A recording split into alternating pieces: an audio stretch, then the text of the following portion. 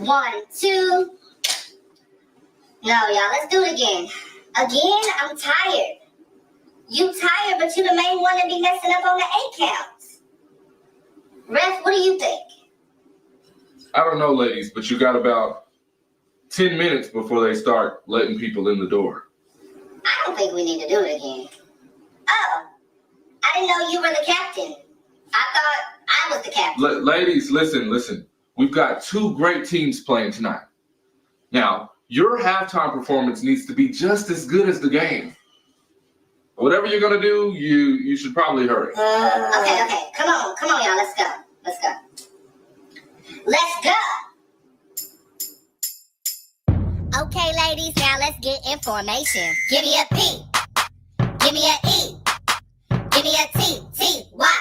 I'm petty all the time. Give me a P. Give me a E. Give me a T. T. Y. I'm petty all the time. My name's Darkeisha. Yeah. And I'm the best. Yeah. You know I'm petty. I like to start some mess. Yeah. Heard you don't like me. Yeah. But you don't want to get down.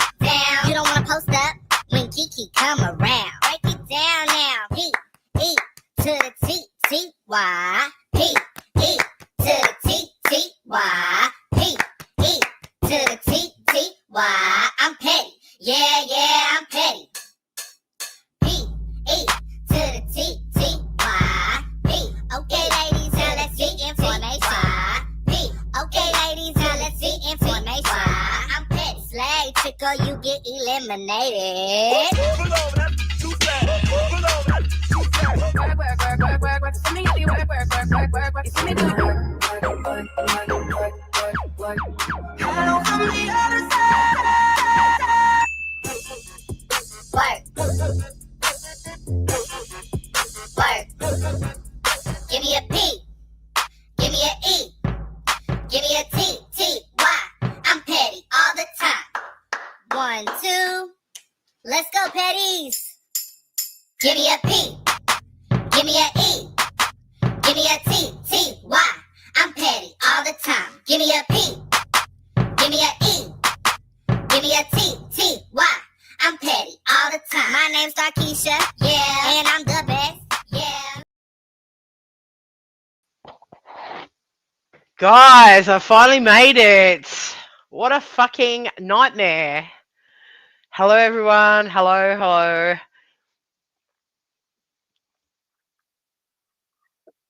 What is going on here? I've had no internet for 2 hours. If my internet goes out, well, I don't know what to tell you.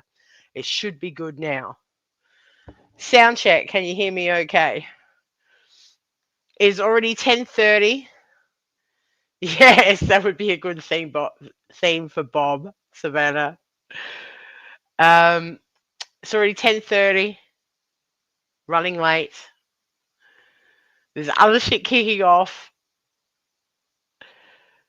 And this Laura shit, I really wanted to do like Wednesday, but I have been sick as a fucking dog. Audio's good, very good. So we're going to get this out of the way. I'm really not in the mood for it now. But, as we all probably know, Laura did herself a little rant. And her victimhood status is getting worse and worse. The story is, her CPS story is developing more and more. It's becoming more embellished and more dramatic. And it's really fucking annoying me. And when I heard that little rant she did, oh, nah. Do these news people really think? Hi, Casper. Hi, Pepper. Hi, everyone. Hi, Diane. Thanks for all coming along.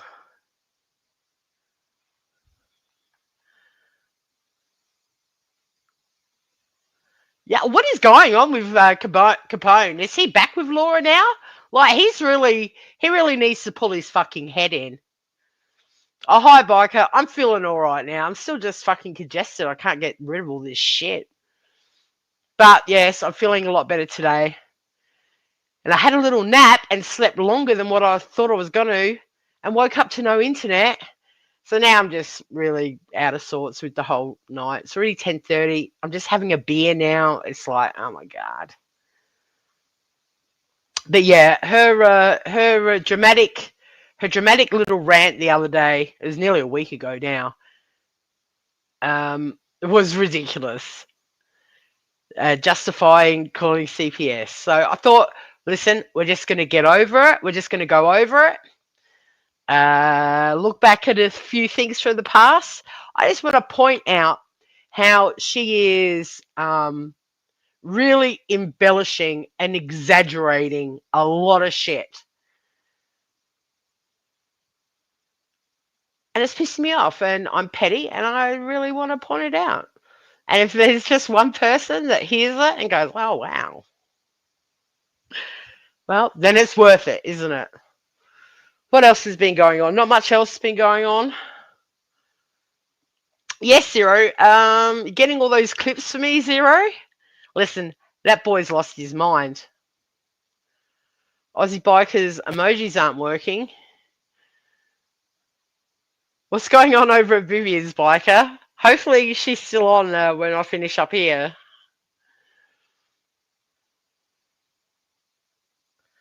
It was crazy listening. That is like gaslighting. Like listening to Laura, she says these things with such conviction. It really does make you rethink history. Like I had to go back today. I was going to do this on Wednesday, but it never happened. I had to go back and go through all of Makeup Mobster's lives from 2021 leading up to the CPS call and just reassure myself that I wasn't crazy. What Laura was saying was not true.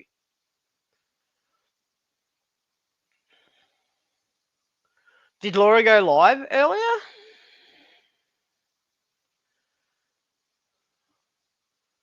I don't know.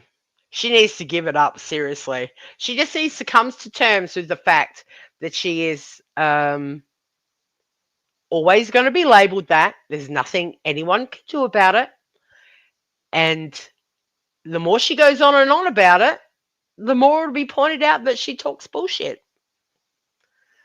Saying her and Makeup Mobster were kindred spirits. What the fuck? Oh, Viv, yeah. Viv had some technical difficulties. I think she's going well now. Hopefully she's still on when we finish up here. Could be a bit of a shit show over there. Never know. There's a lot going on. I'm keeping I'm staying in the bushes over there. It's a bit of a mess. But that is Friday night for you.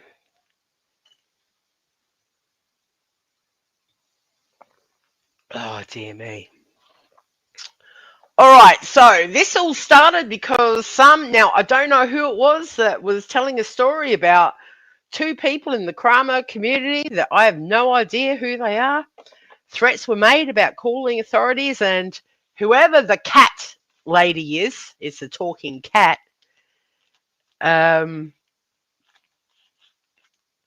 made a comparison to Laura calling CPS on Makeup Mobster. That's all it was.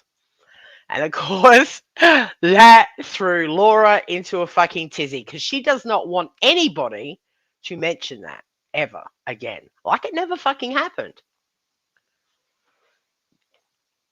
I thought it was hysterical, but that's just me. So we're going to go over that. Let me pull it up. Based on her thought Okay. of This is where it's about to kick off. Now, can somebody in the chat tell me who the cat is? Cat is Tia. I have no idea who Tia is. Is that Tia Simone? That's the only Tia I know. Imagine getting so fucking triggered because a talking cat said, yeah, just like when Laura called CPS or Makeup Mobster. And the comparison was good as far as I'm concerned.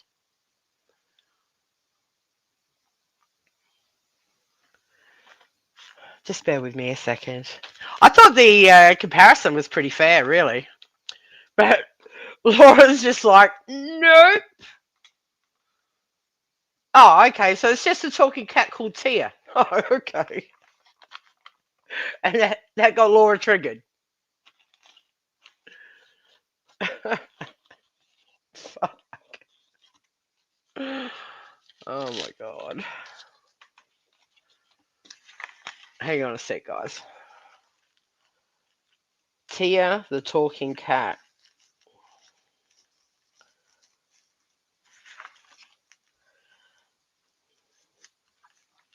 Okay. I'm totally unorganized now. I've had all this time to get organized and it just didn't happen. The motivation just wasn't there today.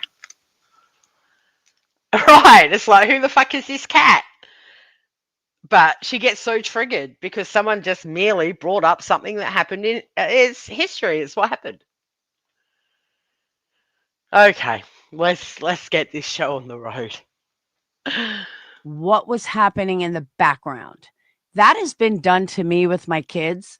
My boys were having a stupid fight. Oh my god! For how many years did we beg Laura to please mute her microphone when her children came into the room, and she basically refused. And look at all the shit that ever happened because of that. Years ago, and somebody recorded the background, not what I was saying, the background, and made a video about it. Oh, that happened all the time with Laura because she was always told, please mute, and she fucking refused. It's happened a couple of times, and they twisted what was said. I don't know. Dayton said something stupid like, I'll fucking punch you in the head, like something dumb to Phoenix. Dayton was like 10 at the time, not 10. Well, he's 18. So he was like 13 or 14. And, you know, typical brothers fighting, but they were loud. And I was like, guys, shut the fuck up. Yeah, she couldn't just mute her microphone. Never. For all the years. Still to this day. Refused to mute her microphone. But someone recorded it, and who knows if they called CPS or not at that time. But it was, oh my God, the boy, you know, listen to the background. Listen to what the kids are saying. Oh my God, like brothers can't fucking fight. So I am dead set against people listen, even Craig and BJ. Stop listening to shit in the fucking background. Stop making background noises. Well, don't have shit going on in the background, and then no one will talk about it. You know what it's like. Part of the fucking stream. Unless the creator is making a big deal out of it, nobody should. Oh, but please. Here we go. Shut up. Yeah, she's going to punish, but this is where I get involved. Hold on. Yeah, this is where she gets mentioned for 10 seconds. 10 seconds kicks all this off.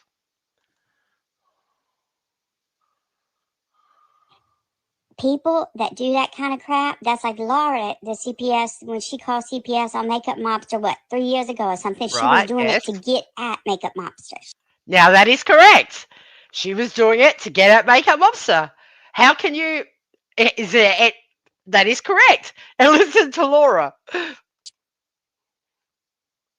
Total fucking lie. Total fucking lie. Total fucking lie. How can she say that? That's exactly what she did to get at Makeup Mobster. Hey, Sunnyside. Hey, Granny.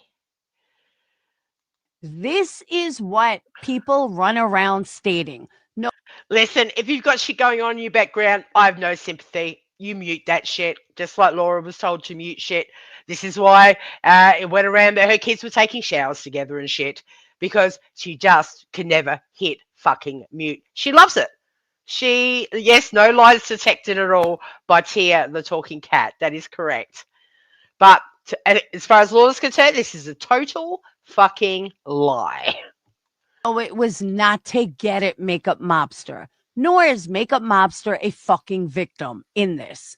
It was at this moment, I already, we're only 10 seconds in. I'm like, what? What? What the fuck do you mean? You start questioning your own sanity. So let's rewind. I've No. said this multiple times. Let's But rewind. Tia, please listen very carefully. Tia the talkie cat, please take note. Exactly. Who is the victim then? Her son was a victim of her fucking bullshit. So was Makeup Mobster and Makeup Mobster's husband. They're all victims of Laura's vengeful, spiteful bullshit. Do not ever equate me in the same respect as you're talking about Lolly. Now, I have no idea who Lolly is or whatever. Apparently, it was said, if you talk about my name one more time, I'll ring some sort of services, whatever. Which is basically what she did make up upstairs. She just didn't say it out loud. Two completely different fucking circumstances. No, it's So not. let's go back and rewind. Let's go back in time. I enjoy going back in time, as you all know. Why I called CPS. Here we go. I'm going to prove Laura completely wrong on this story that keeps getting bigger and bigger and bigger. From 2018 to 2020, me and Makeup Mobster were very close. We spoke. Right.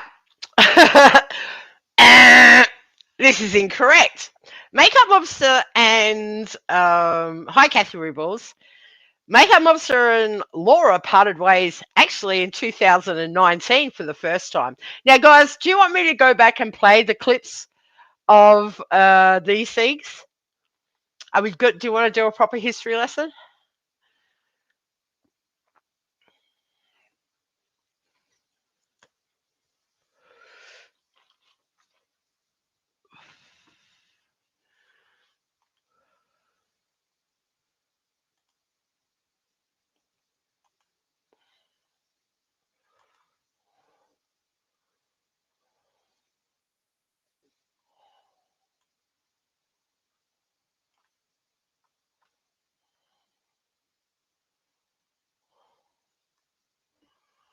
Okay, where are we?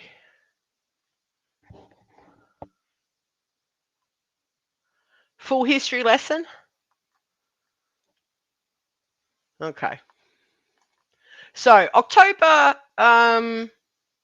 2019, they had a falling out. So let's start there. These kindred spirits. Right, Diane. So everything she says in this thing is not true.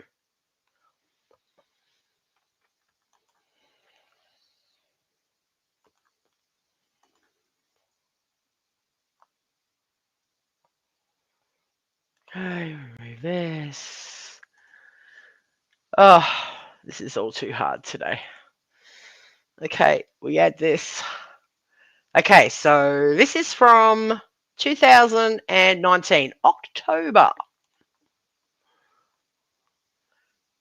Badass.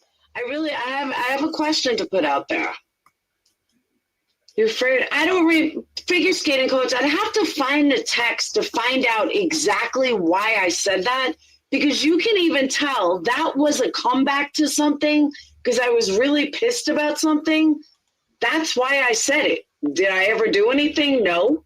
Did anything ever happen? No. But you can tell right there that was a comeback for something.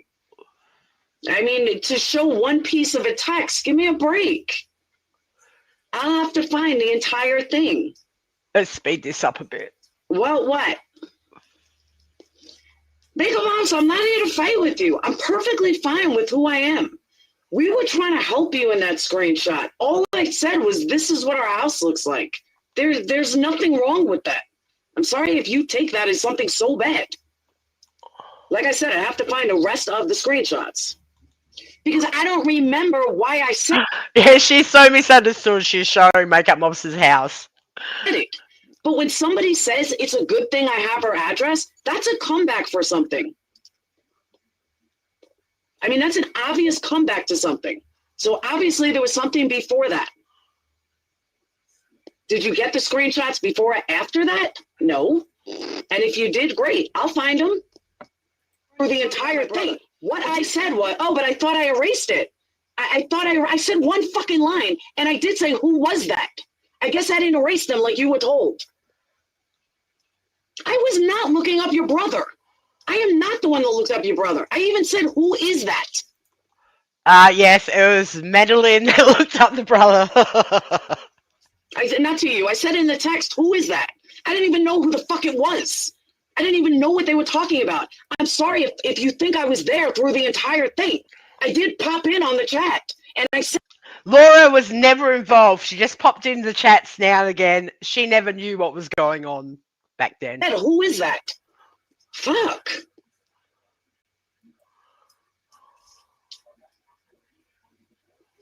We'd expect us every day and now drive. That's what I'm saying. I'm not apologizing for anything anymore. I don't care. It's fucking over with. Get over it. I'm getting mad because I'm tired of hearing about these fucking texts. Why don't you go speak to your friends that fucking looked it up, Makeup Mobster? Get the fuck out of here blaming me. Go believe your fucking idiot friend, Mandy. Go believe. They were so close. They were kindred spirits since 2018. Believe her bullshit.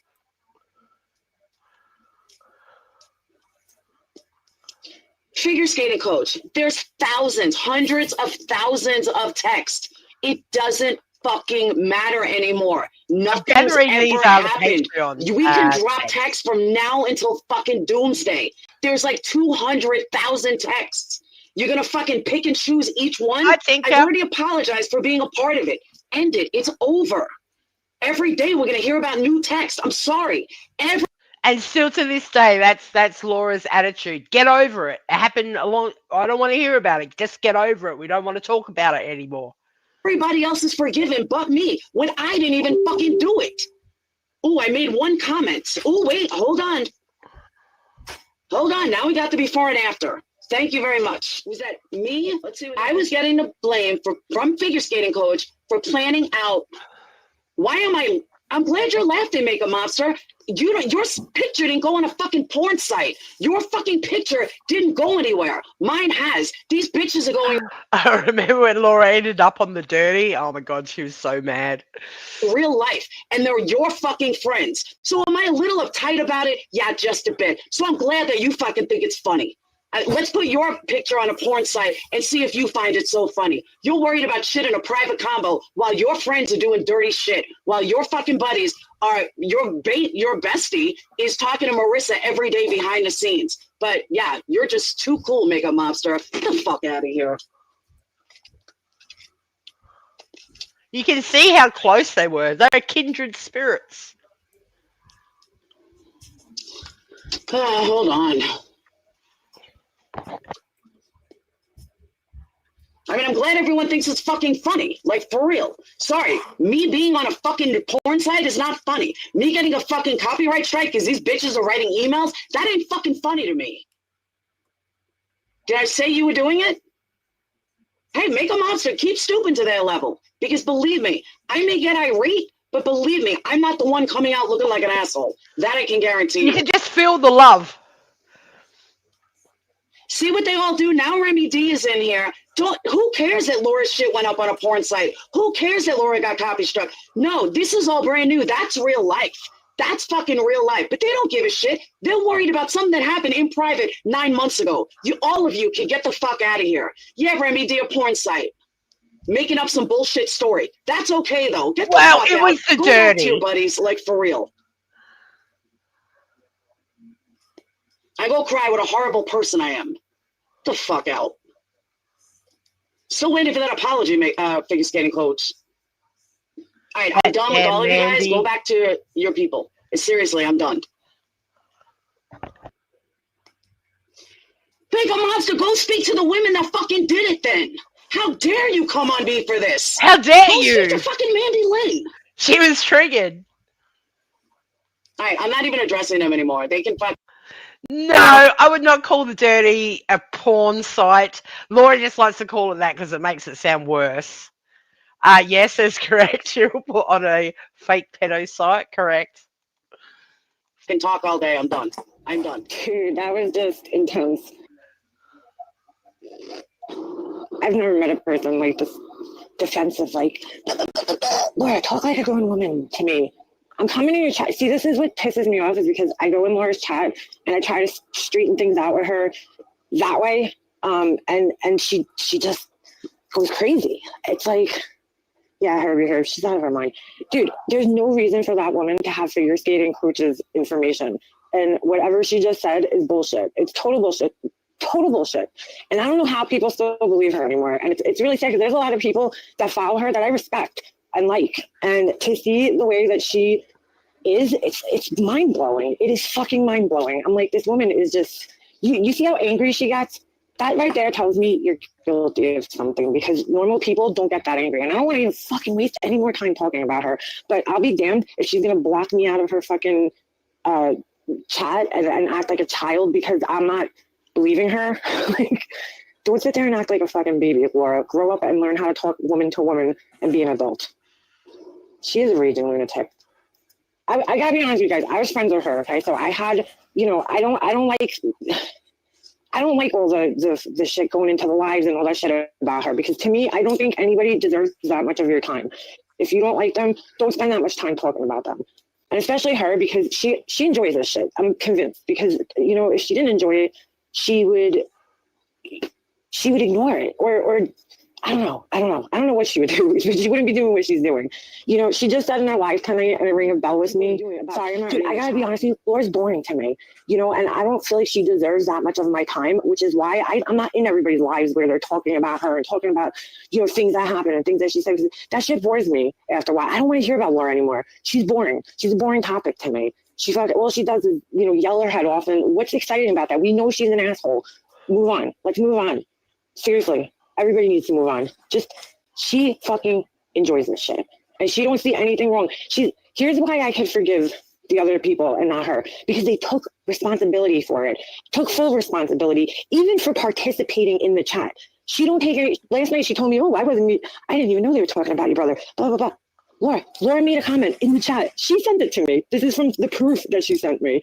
And she's like, they found a picture of my brother, his kid, environment for 2 years of my life. I don't want to be in a hostile environment anymore. I can't take it. It gives me anxiety, So I sit there, and when I start feeling that anxiety coming, because everybody's just going on and on and on and on, I X out and I go, All right, so we get the idea.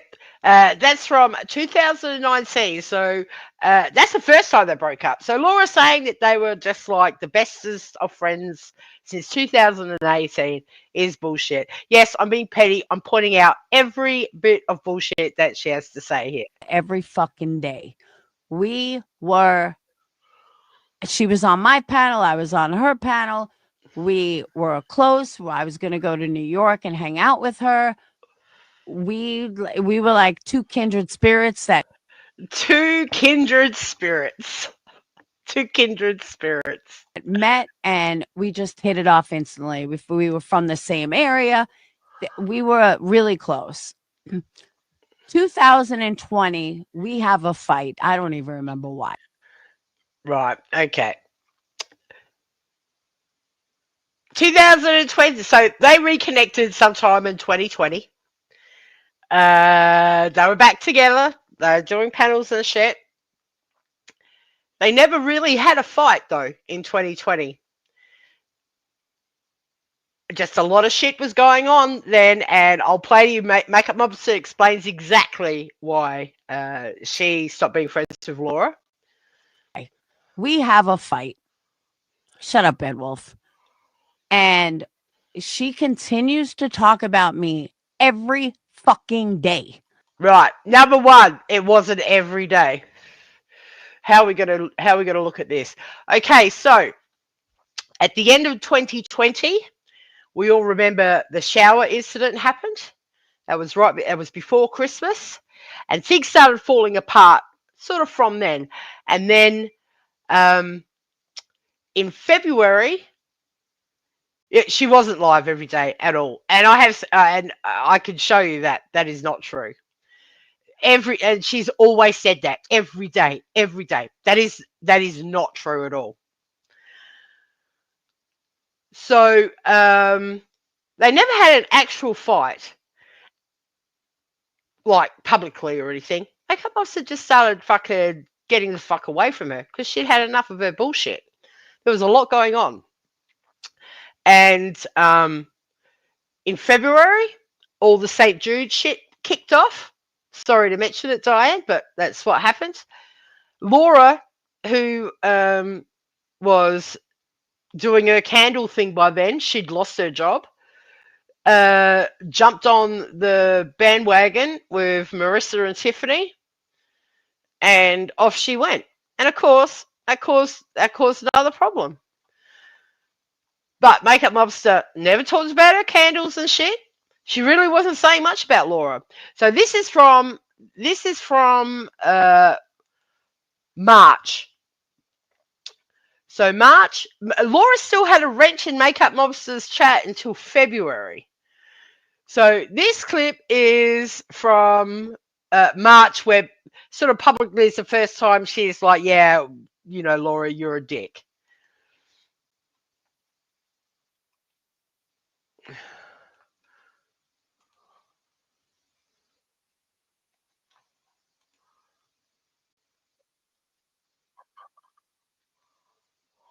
Hang on a sec.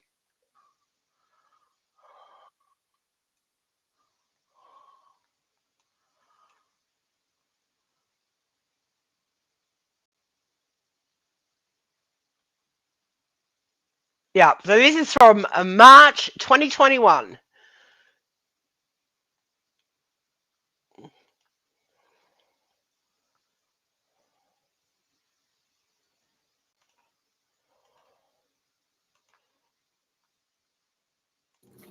She's just a jealous cunt.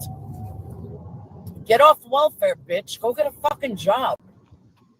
She's Right, now you also have to hear her say, get off welfare, bitch, get a fucking job. One of Laura's favourite things to do during this time was to go at people about being on welfare constantly. And this comes into play in May, at the end of May. So we're in March.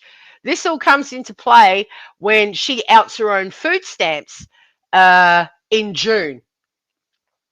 Because she's been telling people they're all welfare fucking mums and giving people shit for all this time, and then comes to find out she's on fucking food stamps herself. And that's where a lot of shit kicked off right before she called CPS. So this story that Makeup Mobster talks about her every fucking day is bullshit. So we're already in March, and Makeup Mobster's not said a word, and this is sort of when they publicly parted ways. not even on my level as like a person, as like nothing. She's just a welfare lowlife. No offense to anyone else, but I'm just speaking about her specifically. Exactly, Bonnie. Let's play. And these welfare losers, aren't they fair game too? I mean, you're going to come after me. I'm going to come after you, right? Isn't that the way it works? You're going to attack my income. Well, I'm going to fucking attack yours. That's fair is fair, right? And you know, I had to say this, I'm sorry, but calling people welfare during a time like this where there's a lot of people that are on fucking welfare, or that might have never fucking thought they would be on welfare, but now have. Right, you got to remember, we're just over a year into COVID. Things were fucked up, you know, and Laura's like, welfare fucking scumbags. You know, Laura makes herself sound like she was so innocent. She wasn't involved in everything. People just wouldn't leave me alone. 2021, she was doing the most. To be on welfare is fucking sick, man. Come on. Laura, to be honest, I'm just grossed out by some of the shit you've been doing, dude. Like, come on. Why are you doing that? Why are you saying that? You're better than that. Like, why would you be? So, as you can see, in March, Makeup Mobster is not going at her about her. She's actually just saying, come on, dude, you know, you can do better than this. She's not going at her. Remember, Laura says that she's got live about her destroying her fucking life every day. The CPS call was in August. We're in March. Saying this person, I can't even watch anymore because I'm so fucking dumbfounded by some of the shit that's coming out of her fucking mouth. I am, you know, calling people welfare. Laura, seriously, check yourself, man, with that one. It's not cool. It was a It's not tough fucking time. cool. It was a tough time, man. Saying, I can't afford your fucking candles, and I'm not on shit. I'm not on any fucking program assistance. I just can't afford them because they're way overpriced. And I wouldn't buy something that expensive. I would never spend that much money on a candle. I could afford it, but I mean, if I wanted to, I just don't, I wouldn't pay that much money ever for a fucking candle. You know, I just wouldn't. I have priorities. So to be like, oh, that person can't afford it. I think that you made them unaffordable for most people. You know, most people can't spend $60. I don't even think you could fucking spend $60 on a fucking candle. True that. No offense. But when you're shopping at the thrift store, you know what I'm saying, for clothes, and then shaming people for fucking being on welfare, which I don't know if people are or aren't, and it doesn't even fucking matter. But dude, you might have made some money in the last couple of months, but don't forget where you came from. That's all I'm going to say. Don't forget where you fucking came from. You might have been, you know, right now got a little fucking money in your pocket, but don't forget where you came from. Because that shit's so fucked up, man. I'm not saying where you came from as a kid. I'm saying where you were. And you got to remember her shitty start with the candles, because she based her YouTube business on her candle business on YouTube. This is March. This is when she connected with Marissa, when Marissa had 1,000 people in her chat, and she wanted to flog her candles. And she was jumping on the St. Jude's bandwagon, doing the St. Jude candles and all that shit. Maybe, you know, 3 months ago, 4 months ago, where you came from. Dude, I'm not putting your fucking business out there, but come on. Don't be fucking shaming people for not having money. I'm sorry, dude. Like, I cannot fucking believe it. This is why I had to just step back, because I can't fucking support that shit.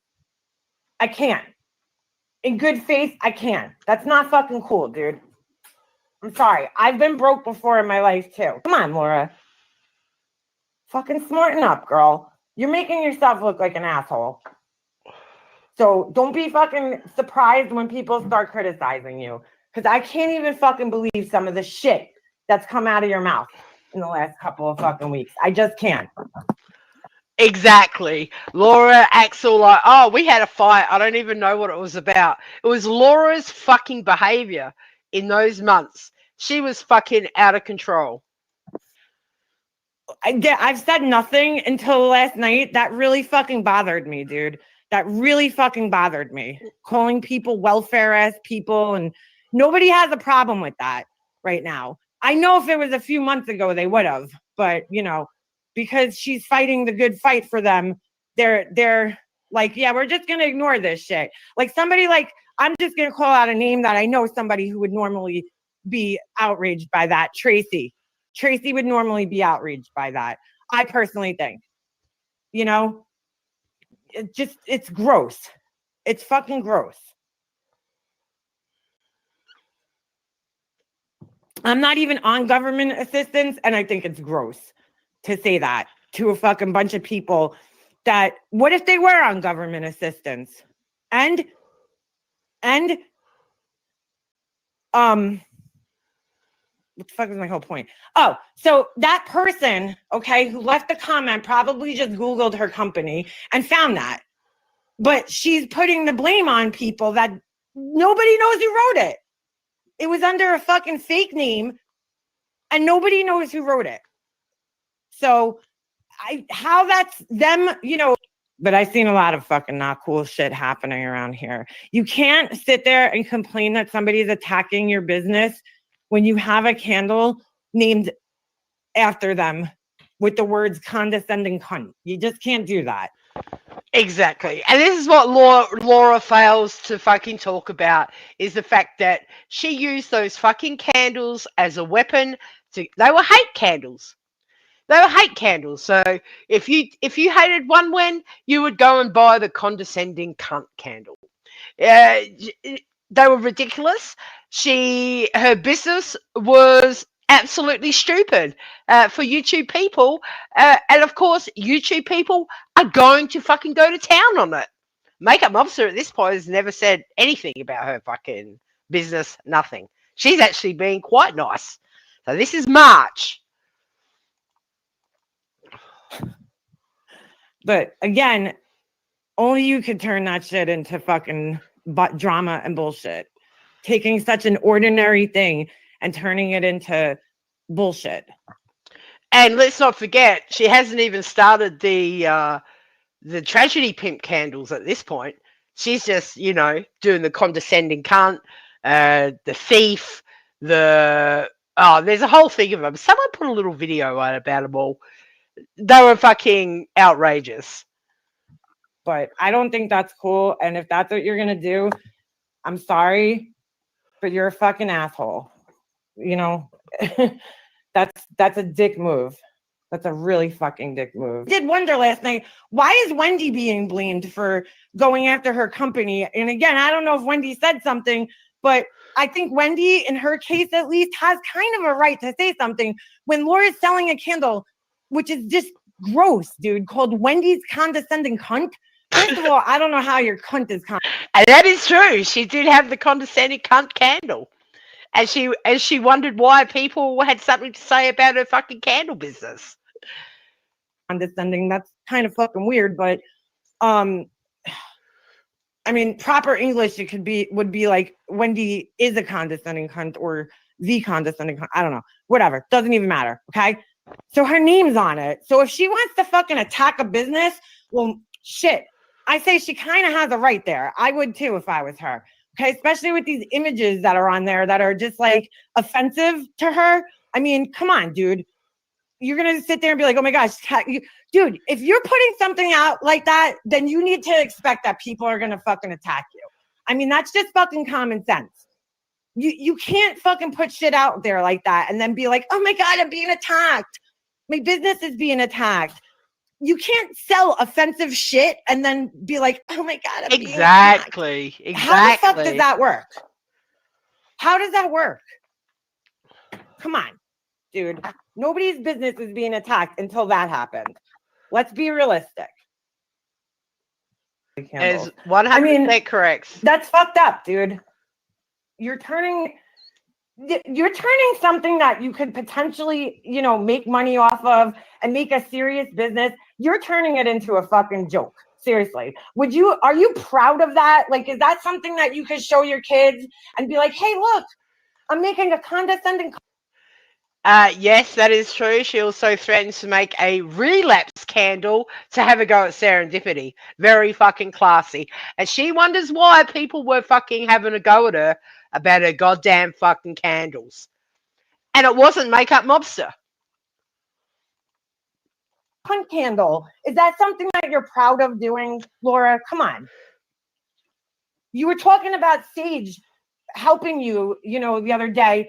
Are you really going to be like, hey, Sage, could you get the condescending cunt candle? Like, come on. And then Diane did it to Laura, too. I remember Diane sold some shirt or some shit that, with a phrase that Laura said on there. And I thought it was stupid then, too. And I still think it's stupid. I just don't understand the fight fire with fire mentality. But, hey, to each their own. But you can't put a candle out like that and a product out like that and then expect the person who it's about to not have a fucking reaction to it. You just can't. I mean, that's just like when she went live the other day. Wow. So, yes, Laura used to scream about how people were attacking her business, taking food out of her children's mouths. Randy's live and then tries to get their panel guest off their panel and then it's like, I'm a victim, everybody's talking about me. No, you're not. You put yourself out there. So of course they're going to talk about you and react now. You go live while somebody's live, which is fucking rude, to begin with. She did it to me before. That's rude. So you put yourself out there, dude. Of course people are gonna react. I mean, let's just be real. I seen it. I just like I'm fucking dumbfounded. Like, I get it, but at the same time, I don't. I'm not gonna knock anybody's hustle. But you're the one, I just have to say this. You're the one putting this shit out there and making it YouTube fodder. I hate that fucking word, but I guess I'll just use it, right? You're the one putting it out there and making it fodder for people to use and to talk about.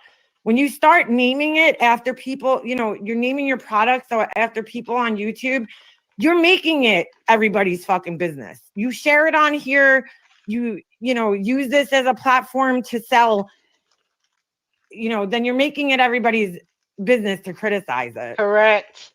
You can't be all butthurt when people start criticizing. Sorry, but you can't. And if somebody put my fucking name on a candle like that, I would be fucking talking shit too. Just saying. Just to be fucking real. I mean, come on. You can't expect somebody not to react to that. You just can't. Now I hear that, hey, Cam, now I just heard that Wendy's crying because I don't know, something about use their names on a candle. Bitch, shut the fuck up. Get some balls and grow up. So is Randy Wendy Diane names actually written on your candles? No, I think Wendy's is. Yeah, Wendy's was.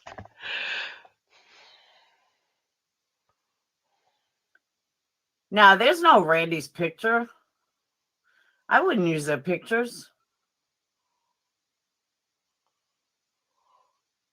Wendy, I said, don't be a Wendy or a condescending cunt candle. About me being on welfare or something. I've never been on welfare. Did I get food stamps? Fuck yeah, I did. I'm damn proud of those food stamps. But no, I've never been on welfare. But I am one person. And I never said anything bad about people being on welfare. What? Did you hear that? I never said anything bad about people being on welfare. It's just endless lies, even back then. What I said was, don't bash somebody else's business while you're sitting at home. Yeah, wouldn't food stamps be considered welfare of some form? Collecting money from the government while I'm busting my fucking ass. That's what I said. Where I'm hustling my ass off to make money. So to support my family with, $3,000 overhead per month. So, and I've been doing it for many, many years. So I really don't think that if you're going to say something I said, make sure you say it correctly. You're a lowlife to bash someone's business. I totally agree. And, they could all sit back and say, well, it wasn't. You're a low life to bash my business while I'm making a condescending cunt candle about you. The ridiculousness of all this. And all these people, the 50 or so people that are in Laura's chat now, have no idea about all this. All they hear from her is they bashed my business, Makeup Mobster bashed my business, tries to destroy my life, and I just wanted her to stop. Me? No, but you allow it in your chats. You allow it from other people. So yes, you are a part of it. A soldier, I'm going to say this and only this. I have never spoke about her. She has done 5 lives about me already. I have yet to speak about her. I will never speak about her. 5 lives. I think she's talking about Alicia here, not Makeup Mobster. Because Makeup Mobster really wasn't talking about Laura that much. That's all I'm going to say there, soldier. But she kind of is, soldier. So look at her chats. That's all Diane's people. Oh, yeah. She's done probably maybe even more than 5, maybe 6.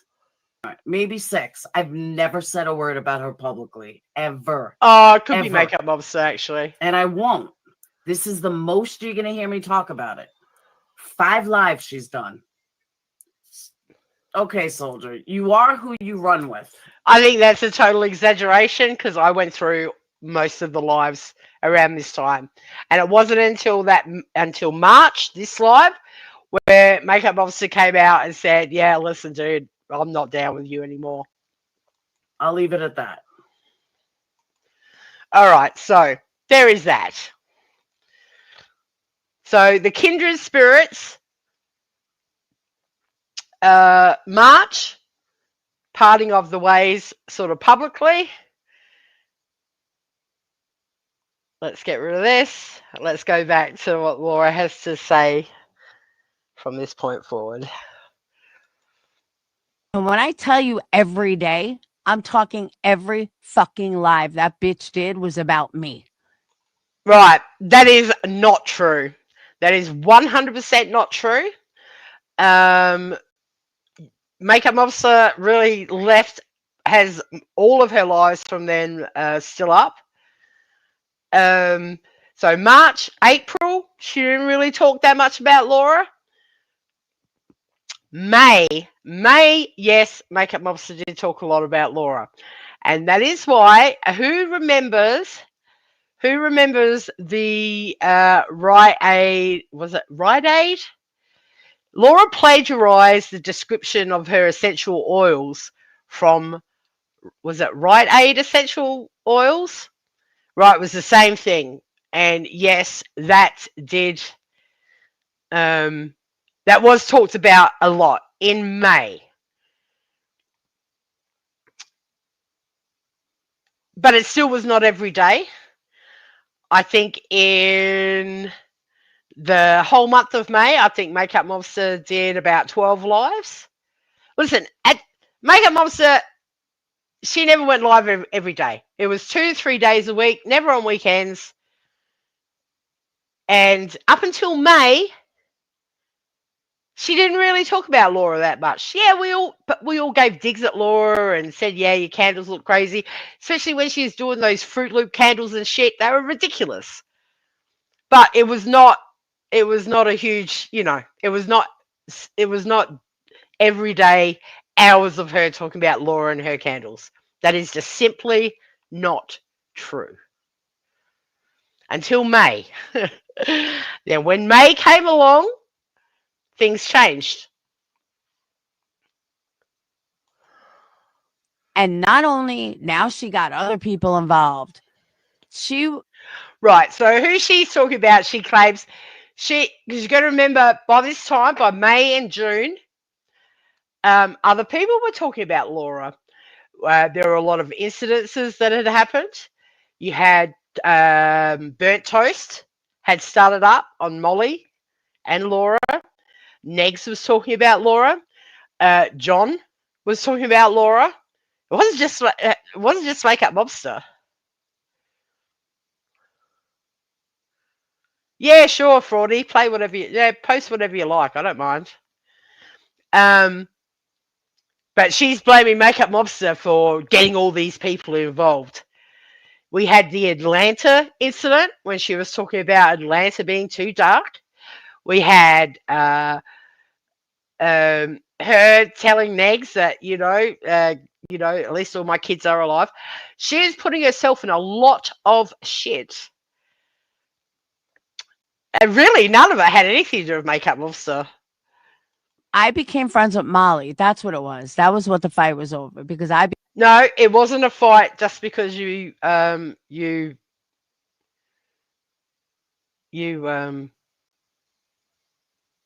back to Molly just to pimp your candles because Molly was back to having 1,000 people in her chat. Makeup Mobster didn't like it, but that's not why. And so in May, because now, do we all remember the hummingbird and the boots fiasco? That had all kicked off. Now, Makeup Mobster is good friends with Hummingbird, and some shit had gone on with November Rain as well. And hang on a second, I have that saved somewhere. And basically, Makeup Mobster publicly said in May, just like a lot of us have done, she announced that I'm going to make you my content, bitch. If you're going to attack my friends and my people, I'm going to fucking talk about you. Now, there is nothing wrong with that. That is what we do. Well, did. That's pretty standard. That's something I've said myself. I have done that myself.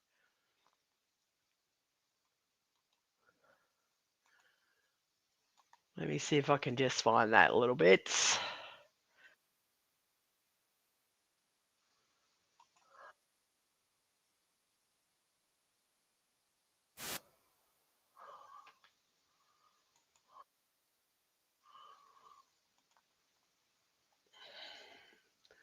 Just bear with me.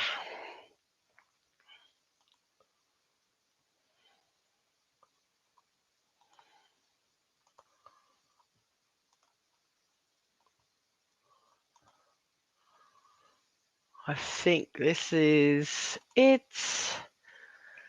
So this is May. The start of May, things sort of took a shift differently. Because the whole she was out there dragging fucking Hummingbird and shitting on Purple Rain and that. They're Makeup Mobster's friends. So she and publicly said, I'm going to make you my content, bitch, if you don't stop.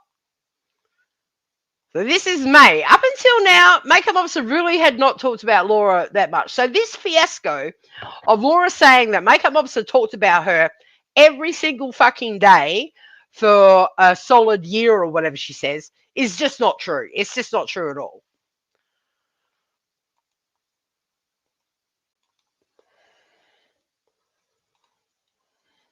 It's good seeing you. Yeah, I gotta get myself to bed. I can't with those two. They always trash their friends when there is a fallout. Not my style. They're scumbags. Don't trust them. History keys. Who's that, Victoria? Listen, people are critical because they're like, oh, how could you talk about Laura? She was your friend.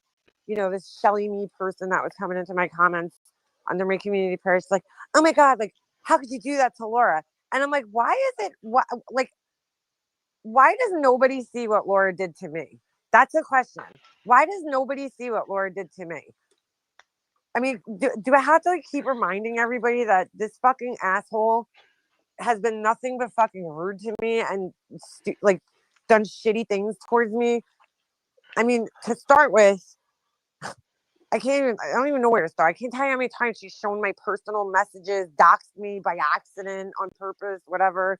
You know, how many times she's like got me in trouble by blurting things out that fucking I told her privately, you know, and she just blurts them out because it's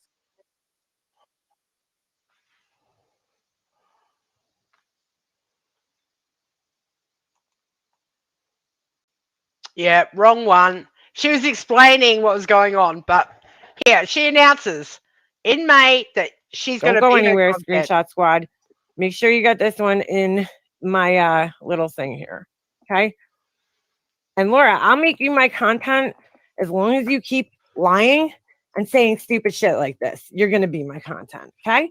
About people that I care about. So too bad. Right. So there was the public announcement that if you're going to keep fucking around with my friends and that, you're going to be my content. And there's nothing wrong with that. We've all done that. I certainly have been guilty of doing that, saying, yeah, you're going to be my content, cunt. Definitely. That's what we do here. So this was in May, okay? CPS call was in August. May, June, July. 3 months. 3 months prior. Up until now, Makeup Mobster had not really talked about it that much.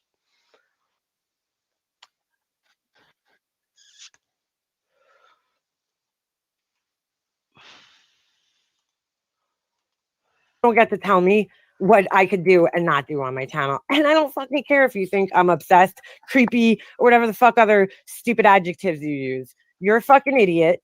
And I'm going to keep pointing it out every time you fuck with somebody I care about. Okay? Thanks. And keep in mind, in the meantime, while this is going on, Laura was basically going live with Molly and that about Diane every fucking day. You know, she just didn't like it because Makeup Mobster, a lot of people would be in there. She'd have 300 plus in there. Laura just did not like it. Did not like it. So that was May. Are we keeping up? All right, let's get rid of all this. But she at least publicly said, listen, bitch, if you don't stop, because a lot of the hummingbird shit with those fucking boots had all fucking kicked off again for some reason as well. All right, let's get rid of this.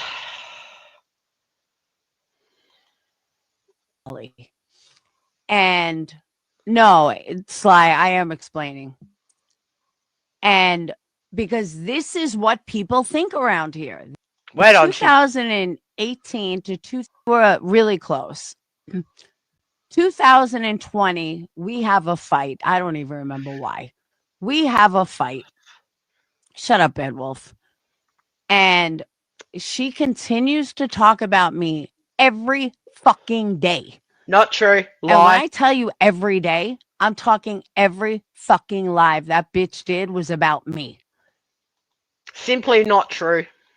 And not only now she got other people involved. I became friends with Molly. That's what it was. That was Okay, we're gonna stop again. I became friends with Molly. That's what it was. And this is the last clip I'm going to play of Makeup Monster because she explains exactly why her and Laura were not they never had a fight. She just simply didn't want nothing to do with her anymore. And this is the last clip I'll play of that. And then we'll just clown Laura for the rest. I hope everyone's understanding that she is just lying about fucking everything.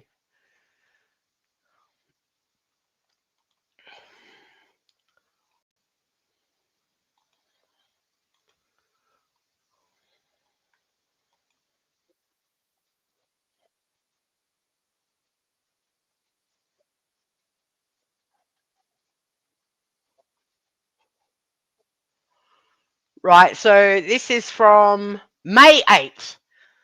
May 8th. And Laura announces that she has proof because she was really pissed off that her Makeup Mobster didn't want to fuck with her anymore. She was fucked off. And she said she had proof that it was all Hummingbird's fault. And yes, and in May, this is where things really sort of stepped up because Laura wouldn't shut the fuck up.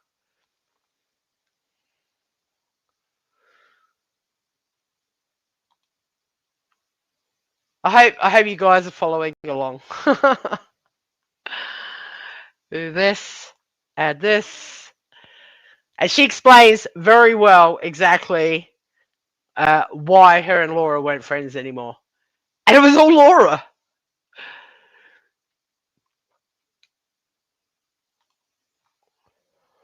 This. I got this little screen recording the other day. We're gonna listen to it on my phone because I'm lazy and I don't feel like sending it over to my laptop right now. So let's just listen together. Let's listen together right here. Hold on. You weren't trying to get me and Makeup Monster back, friends again. Seen him since February. How dare I try to discredit Hummingbird? Hummingbird, have you not seen your actions over the last however long? Have you not seen him since February? Then come to find out, Aussie. Then come to find out that you weren't trying to get me and Makeup Monster back, friends again. You were doing the very thing to keep us apart. There's fucking messages. There's proof of this. There is fucking proof of this. So when you come and act like a fucking victim, hell no. Hummingbird, you were my friend. And you fucking lied to me. The second you fucking lie to me, I'm done with you. Done. Anything goes after that. And to find out, Pixie, you were there then, you're right. Then to find out that you're fucking trying to play it off like you didn't lie. Bitch, you lied. You fucking lied. Plain and simple. And now you're still crying about it, but you haven't shown proof. The other one, well, I don't want to say the other one because she knows. Patricia showed proof The other one. immediately. You haven't shown shit. But then you want to cry how bad I am for calling you out. No, bitch. I am not trying to discredit you. I am stating facts. By you running all over the place trying to discredit me, that's a problem. That is a problem. Scarpunk, no, you hating me and still being here, that's pathetic. She Have a good day, sounds so Scarpunk. angry. Bye-bye. And I understand, Scarpunk, you're not smart enough to understand something, so let me explain it for you and your idiot.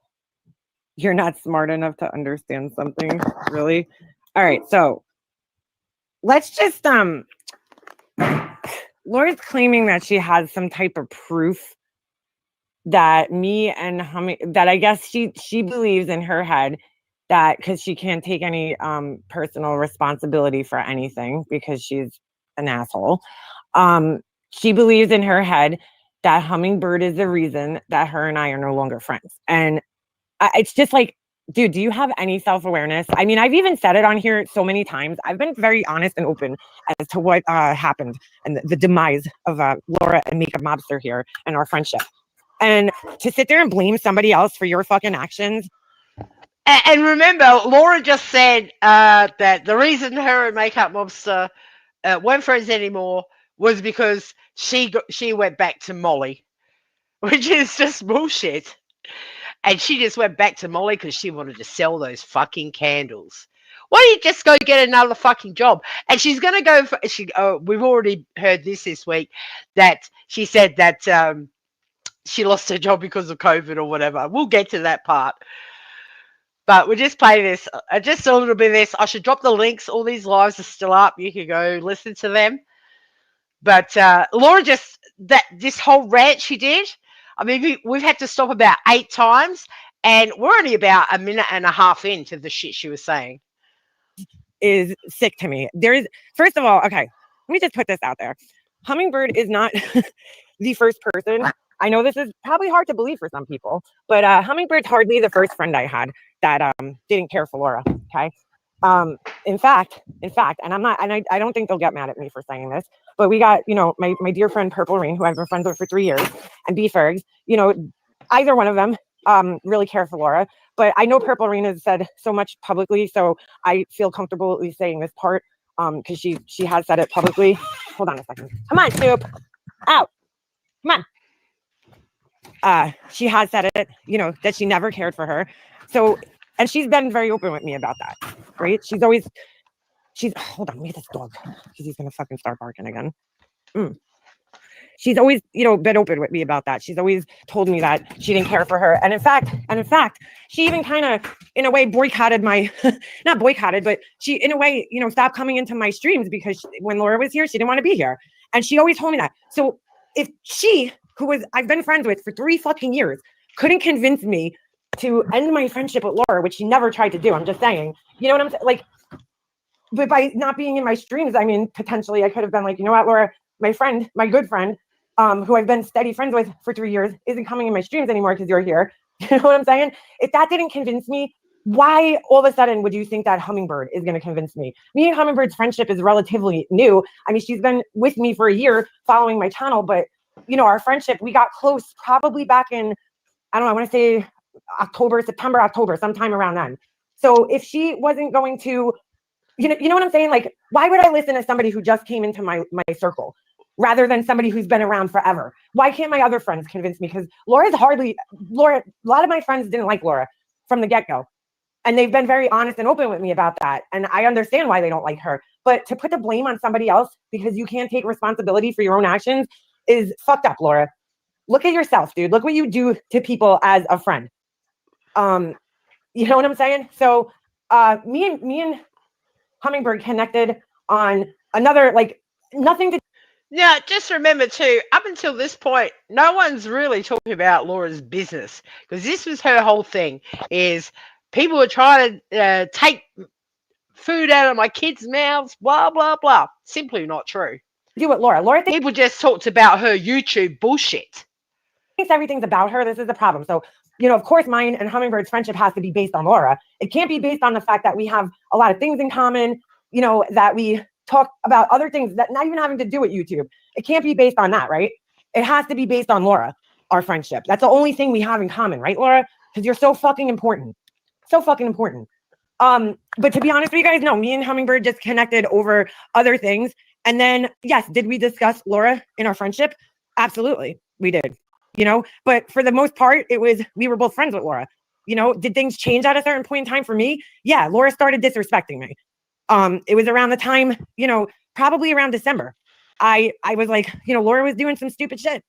And I started backing away from her because she was making bad moves. You know, she wanted everybody to make peace because it was, you know, a financial decision for Laura to make peace with everybody because they all joined her membership. So now she's got to keep these people hooked in her memberships. And so it's like she's trying to convince everybody in her circle to make peace with them. Right. And I've said this before and I'll say it a million times again. I was hesitant to make peace with everybody. But at the end of the day, I was like, you know what am I really mad over? Talking shit? Okay, I could get over that. What am I really mad about? It's better for the whole community if people get along with each other. Like, it's better for everybody. So, you know, at the end of the day, I thought it wasn't a bad idea to do that. Then we all make peace. And then come December, Laura's got to always have a fucking problem with everybody. So Laura's sitting there recording Nikki, you know, making stupid decisions that now we all have to be like, hey, guys, sorry. I know we've been in this, you know, peace thing for a couple of months now, but Laura wants us to be mad at you guys. So we all have to be mad, okay? Me, Just Angel, Hummingbird, November Rain, we all have to be mad now again. After we made peace, started going in other people's chats, started being cool with everybody. Now all of a sudden we all have to just be like, oh, sorry. No, nobody wanted to do that. People started making friends and becoming close with other people on the other side, quote. Being out. And now, you know, now all of a sudden we're expected to turn around and be like, sorry, guys, sorry. No, that wasn't happening. And it was an accumulation of things that Laura herself did, not anybody else. Laura did to me. Okay. Starting with the whole shower incident. Do you know how many emails and messages I got after that? Because Laura went up on Dave's panel, which I still to this day have not listened to or haven't even seen a clip of because I didn't want to get fucking pissed off at her. You know, she just continued to laugh about it, discuss it on her channel. That kind of pissed me off, you know, but I was like, all right, I'll look past it. See, being friends with her, you know, I told you guys this the other day, there comes all this fucking baggage with her, all these problems that you have to deal with and take on now because you're friends with her. And so then on top of that, you have to deal with her fucking embarrassing you and making you look like a fucking idiot everywhere you go, you know? So it was like, all right, you know, I could look past things, but then all of a sudden the Diane shit happened. And here's Laura sitting up on her fucking panels. Oh, no, that's all right. Tiffany and Corey, the fucking doxer. Corey, the person who fucking put my husband's name, my husband's phone number, my phone number, our child. What else? Our address. Right. So as you can see, there was a lot more to it than simply, oh, I went back, I made friends with Molly again. Pull her information out. Let's applaud her. Let's applaud her because it serves Laura. It serves Laura. So we should all applaud her. Hey, Lee. Yeah, she did enjoy it a little too much, Beefers. Just a little too much. Hold on a second. I just got to mute.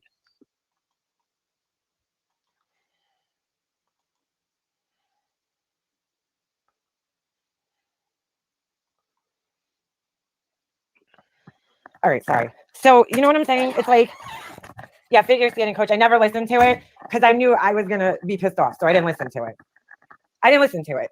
So Laura's up now on every live applauding Corey, the fucking doxer. She knows what Corey did to me. You know, there is no doubt in my mind, and I can't prove this. I have no proof, okay?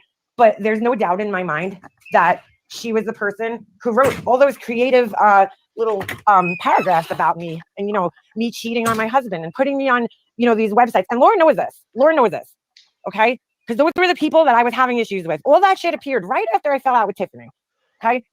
But you're going to sit there applauding them every fucking live, applauding them and kissing their fucking asses.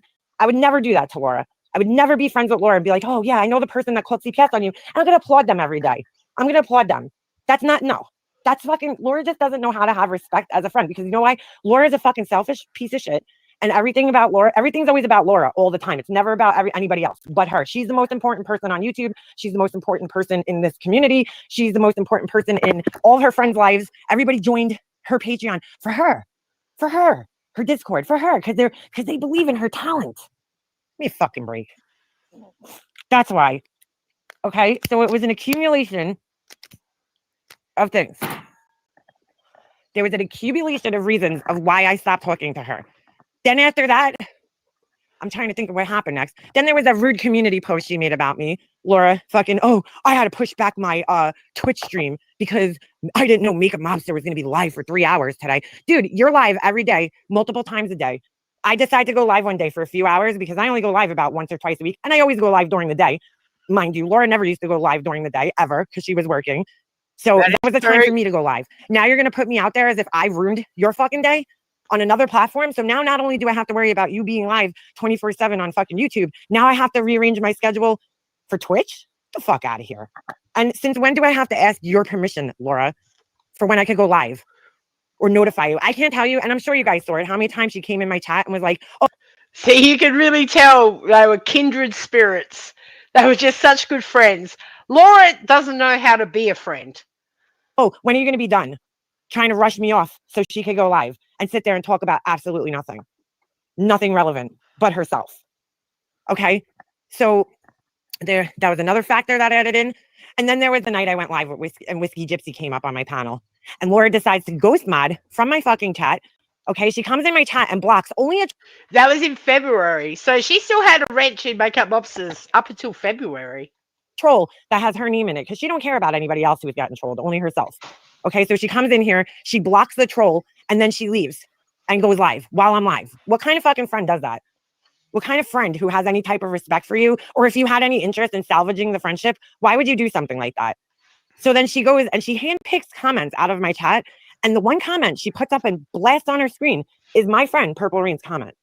And that was it for me. That Right, see? Laura was starting the shit. Laura was starting the shit. It's not like, oh yeah, we had a fight because I went back to be friends with Molly. No, it wasn't. That's not true. She was just a fucking shit friend. and there was one more thing which I talked about on here too. I was on the phone with Laura one night. Since she wants to fucking talk about personal shit, let's talk about it, Laura. Let's talk about it. Okay? Since you want to put the blame on other people, we're going to talk the truth now. So one night, I'm on the phone with her, and she tells me that one of her supporters who had been supporting her for years, for fucking years, UC Boss, she tells me that she's, quote, ruining her Discord with her emotional problems. And I'm like, what? I felt like I was going to throw up hearing that, okay? I know what UC Boss, and I'm not going to, put her personal business out there, but I know she's going through some really serious shit. One of the things that she's going through that I know she'll be okay with me saying on here is grief. She just lost somebody. No, Makeup Officer was never live daily, and that is, she still continues to say that over and over again, and it's just simply not true. Very close to her, okay? And I know that what she went through was very similar to what I went through with my mom as far as watching this person suffer. And that is the worst thing that you could do. That is the worst thing that you could do. And I'm like, wow. I'm sitting there like, wow, man, you're, what kind of friend are you? First of all, this woman paid you money for years, sorry, not months, years. What kind of friend are you that you're like, oh, her grief is like, fucking my whole Discord up. She's bringing down my Discord with her grief. How dare she? Well, that would be Laura's lack of empathy. People joined for me, not for her, for me. Because Laura really fucking thinks that she's a real YouTuber. She's a PewDiePie, and people are really joining because they want to get closer to her because she's such a big creator. She really fucking thinks this in her head. Delusions of grandeur. And I was just like, what? So then, if that wasn't bad enough, her saying that to me privately, and that was the last phone call I had with her. I said, dude, when I hung up the phone with her that day, I said, I don't think I'm ever going to talk to this fucking person again. That was gross, what she just said to me. I got off the phone with her. We hung up the phone. And then later on that day, she decides to call a meeting with all her members, I think it was. And I wasn't going to go because I was so angry. I was so disgusted. But I decided to go sit there and listen. And she puts everybody on mute.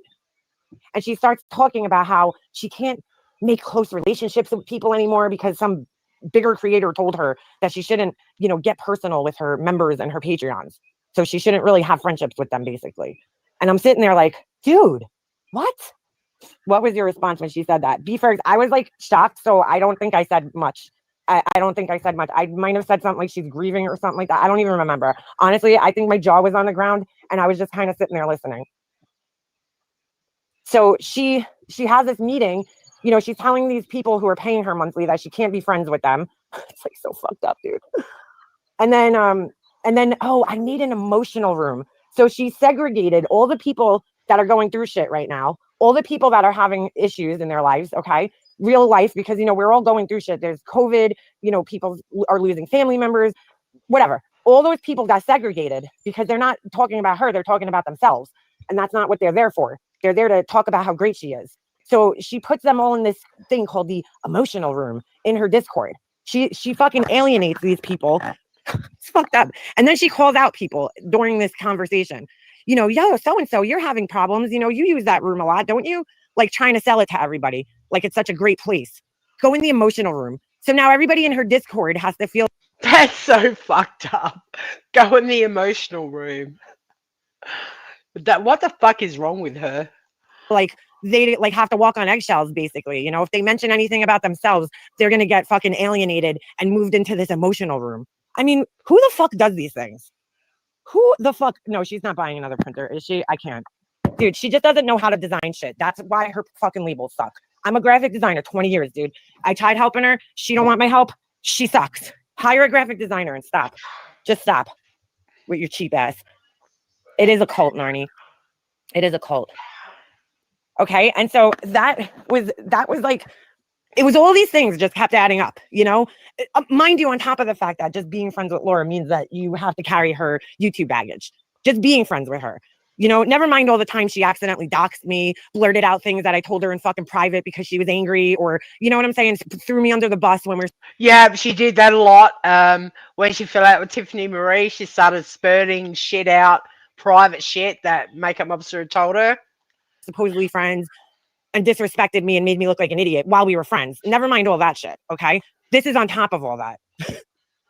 Okay. So I was like, dude, I don't even know what to say. I don't even know what to say. This girl's fucked. She's fucked. She's delusional. She really thinks that she's some big YouTube star. These women are in her Patreon for each other. They're not in there for her. She doesn't realize that though. They're in there for the support of other women. They're not in there because they think Laura is this big fucking YouTube star. And I mean, maybe some of them are, I don't know, but they're not in there for that reason. They're in there also because a lot of people bought her sob story, the single mom, you know, I can't afford anything sob story. So they're in there just to support her in that way, financially. Okay. And help her out because they fucking, you know, feel for her because they're empathetic people. And who better to fucking prey on than, you know, vulnerable, empathetic people who have money? Who better to prey on? That is true. So I was just in shock, dude. There were so many different things that factored into this, none having to do with anything with Hummingbird, that it's just mind-blowing. Then the night that she had, you know, came in my chat, ghost modded, went live while I was live, she also decided to, you know, let her little friend Anita Backrub and all them were talking shit about me in her Discord. And I caught them. And of course, when I went in there, they all fucking ran out and their tunes changed real quick. And then it was shortly after that I got kicked out of her Discord. Probably because I wasn't, you know, I was going in chats that she didn't like. I don't know. She kicked me out of her Discord, took my wrench away. And so, and it wasn't short after that where, you know, that was really the real deciding factor for me at the end of the day.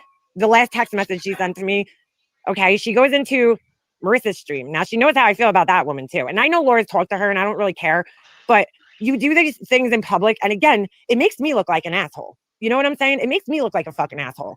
So she goes into her stream and she's sitting there plugging her candles and having Tiffany fucking share her candle link. And then she texts me with the most fucking insulting text telling me, oh, due to my great marketing skills, I made 8 sales today, candle sales. Like, wow, Laura, congratulations. What do you want me? Like, how does that benefit me? I'm trying to figure that out. How does that benefit me? How does you making fucking candle sales benefit my life? You just made me look like an asshole. But okay, Laura, I'm real worried, okay, about your fucking candle sales. Your shitty candles. I'm really fucking worried about that.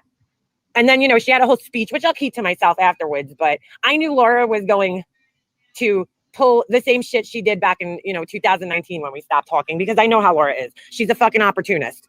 And she saw an opportunity. She saw 800 people in a chat and she wanted to sell her fucking candles. And so that is 100%.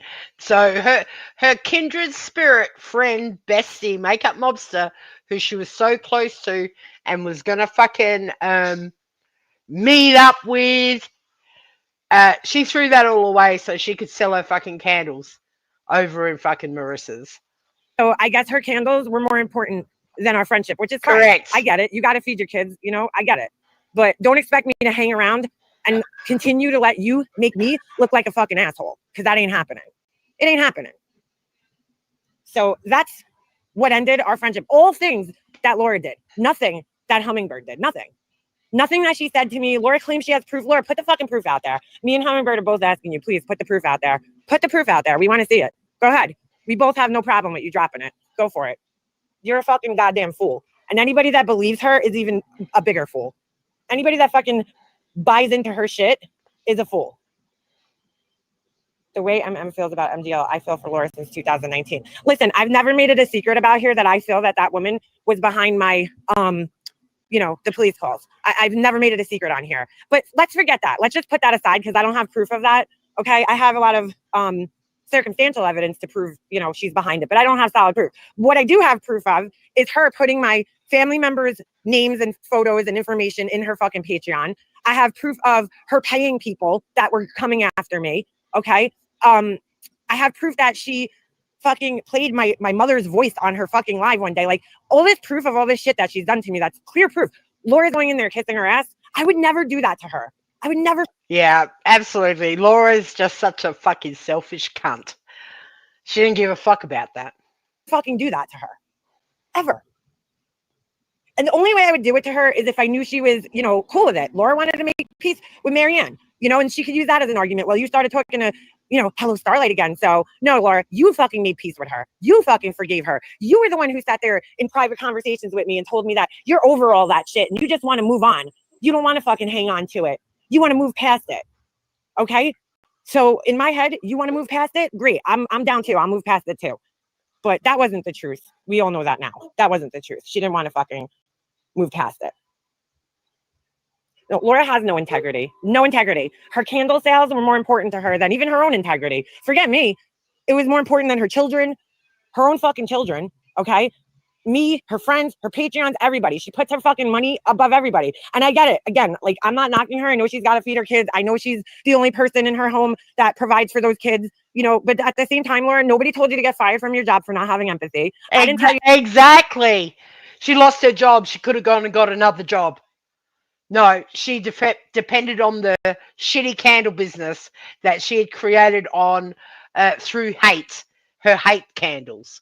And then her tragedy pimp candles, to fuck men who can't fucking act like fathers and stay in relationships. That's not my fault, not my problem. So, just don't sit here blaming other people for what you fucking did, for your lack of being a good friend to people. Don't sit here and blame other people for you being a shitty friend, Laura.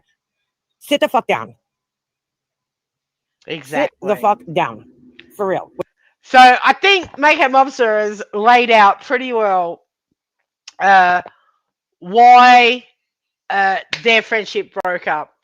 And especially, I don't know if I'm not going to play any more of this. I don't know if she says it in a bit.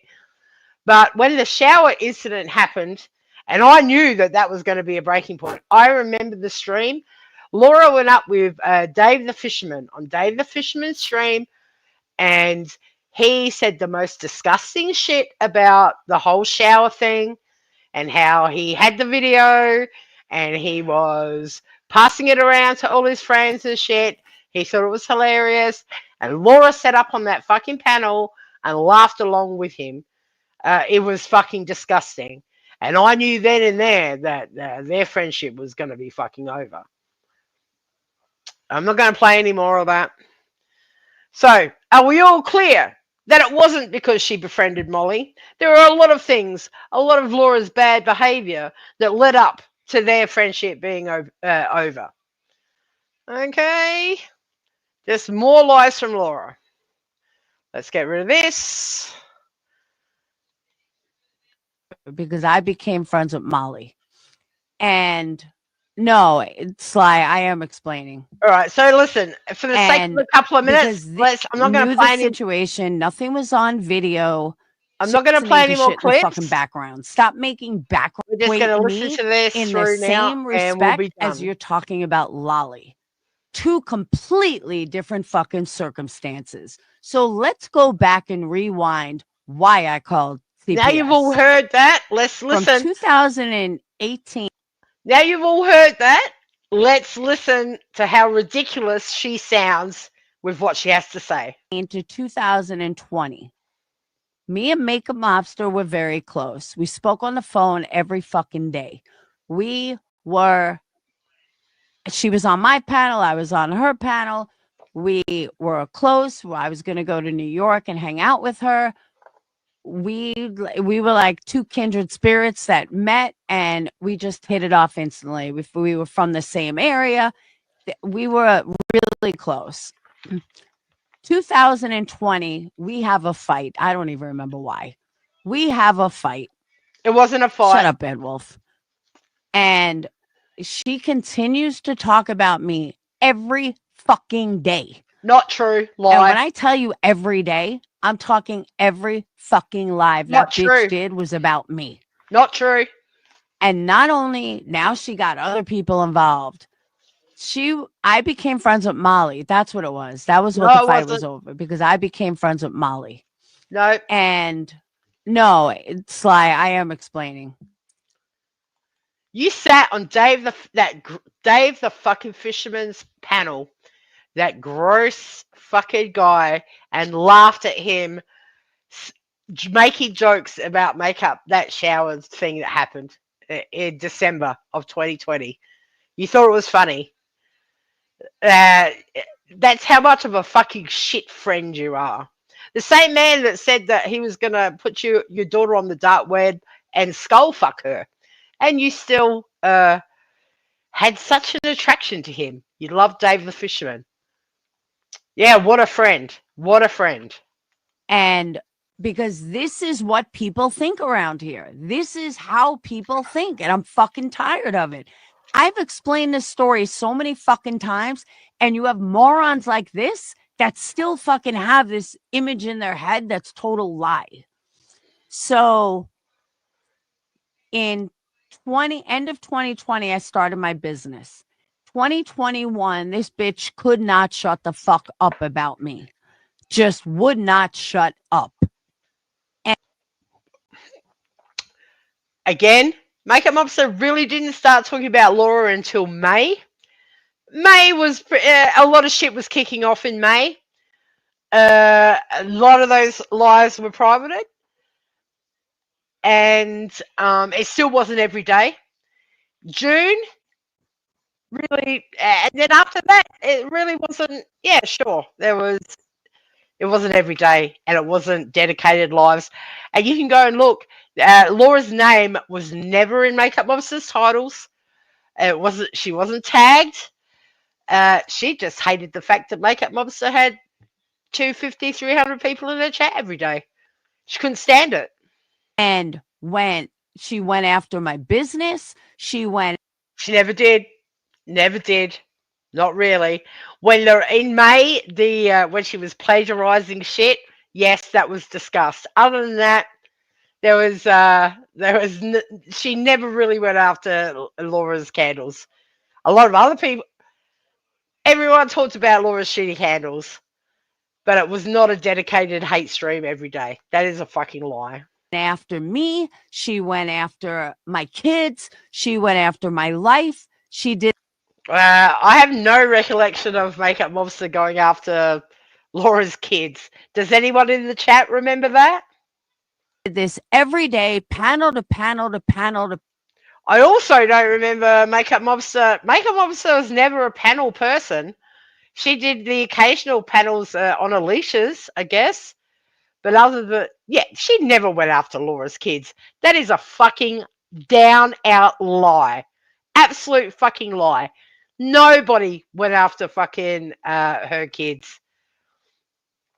And Makeup Mobster never was a panel hopper either. She would maybe go on Alicia's. That would be about it. Panel. It was endless. Never went after her kids. This is all hyperbolic shit she's talking about to these new people. Right, exactly, Pugs. Exactly. It's just a lie. I never went after Laura's kids. Ever. Ever. And she was not, Makeup Mobster was not a panel hopper either, at all.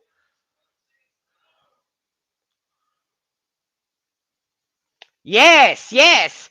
That was right after the CPS call. She backtracked and said, well, Makeup Mobster doesn't say anything about my life, so I don't talk about her, because her guilt had already set in. I couldn't even fucking go live without her business. I couldn't fucking go live and speak anything because she would bash me over and over and over. Are you listening to this shit? Are you listening to poor victim here? It's just not true. It is simply not true. She was complaining that Makeup Mobster was live because she wanted to go and stream on Twitch. Laura would go live 2-3 times a day sometimes. Over and over. And released, let's not forget, she released a lot of shit, personal shit that I told her. She released it. Now, I don't know. We just heard something Laura had told her she did say about the emotional room and all that. Other than that, I'm not sure what she's talking about. It's all good and proper for her to be able to just say, yeah, she did this, she did that. And none of it's true. And the people in the chat are just like, oh, wow, really? Somewhere in 2020 or 2021, she got swatted. She believes it was That was 2019. Laura can't even remember the fucking dates. Molly. She knew I had nothing to do with it. But of course, after we had the blowout, it must be me. Now, chat, correct me. I have never heard Makeup Mobster accuse Laura of having her swatted. You just heard Makeup Mobster say she has always been confident that Molly had something to do with that. She has never said Laura had anything to do with her being swatted. Does anybody in the chat recall Makeup Mobster ever saying Laura could be behind me getting swatted? This is just a fucking lie. Never happened. No, never said that. Never. Never accused Laura, ever. She studied videos and tried to point out where it was bullshit, bitch. She knew damn well it wasn't me. She never said it was you, you stupid cunt. You are embellishing and lying to the 50 sad sacks that you have come in your chat to be a victim and look like a fucking... Your victim card needs to be fucking revoked.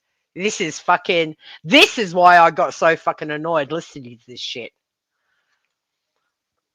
So then I'm a swatter, and like I said, nobody ever called her a swatter. Nobody ever, in my recollection, called her a fucking swatter. She's watching these videos trying to prove it's me. No, she was trying to prove it was fucking Marissa, not you, cunt. What the fuck are you talking about? All this other shit. And when it had absolutely nothing to do with me, I had just become friends with Molly. No one thought it was you stupid bitch. One of the things that happened after she got swatted, her husband said, you have to take part responsibility in this and get off the internet. So she was off the internet for a while because of this. Well, when she wouldn't shut the fuck up about me, because now she switched from Molly to me, and her obsession went from Molly to me.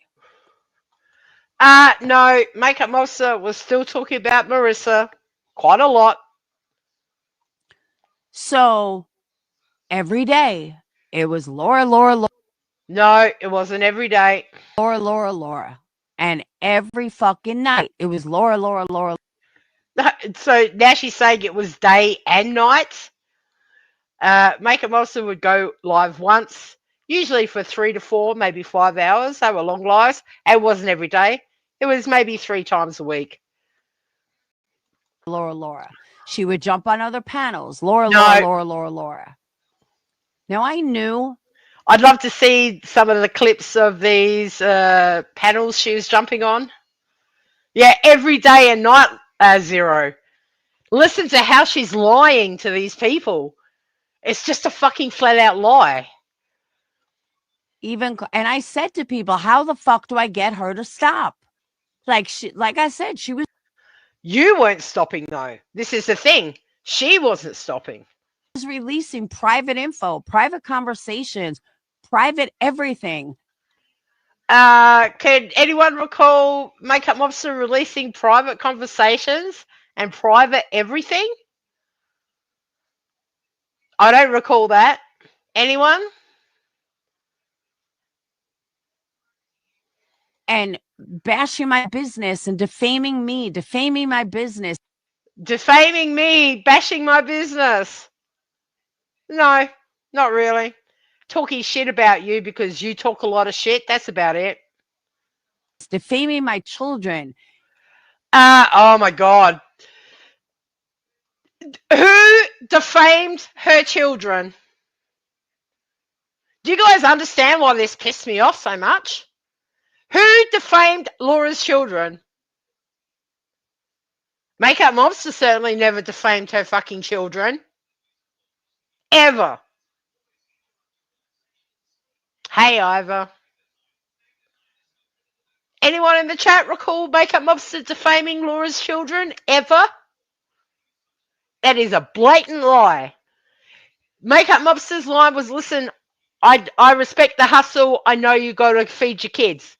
She never said a fucking word about her kids. Ever. Ever.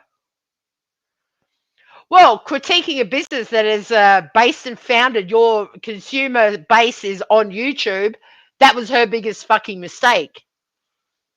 It's just a constant, the lies of this fucking live are crazy. And it was fucking endless. I did not know how to get it to stop. But probably stop talking shit and doing stupid shit would help. But you couldn't stop either.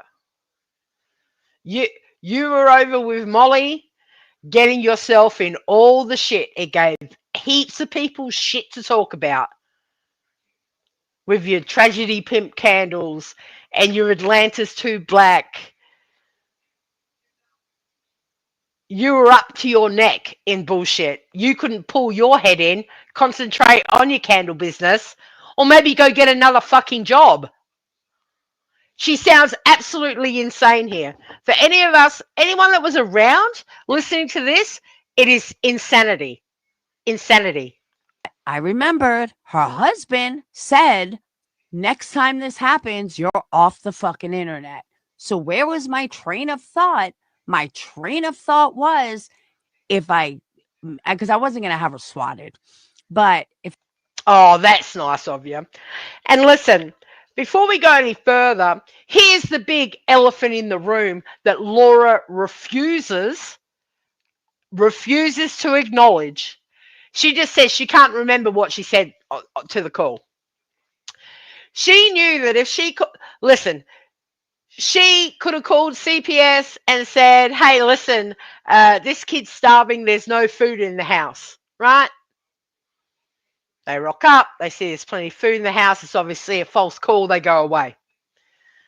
She knew that involving the husband would make it fucking worse. She said the most disgusting things and involved the husband and a sexual fucking thing.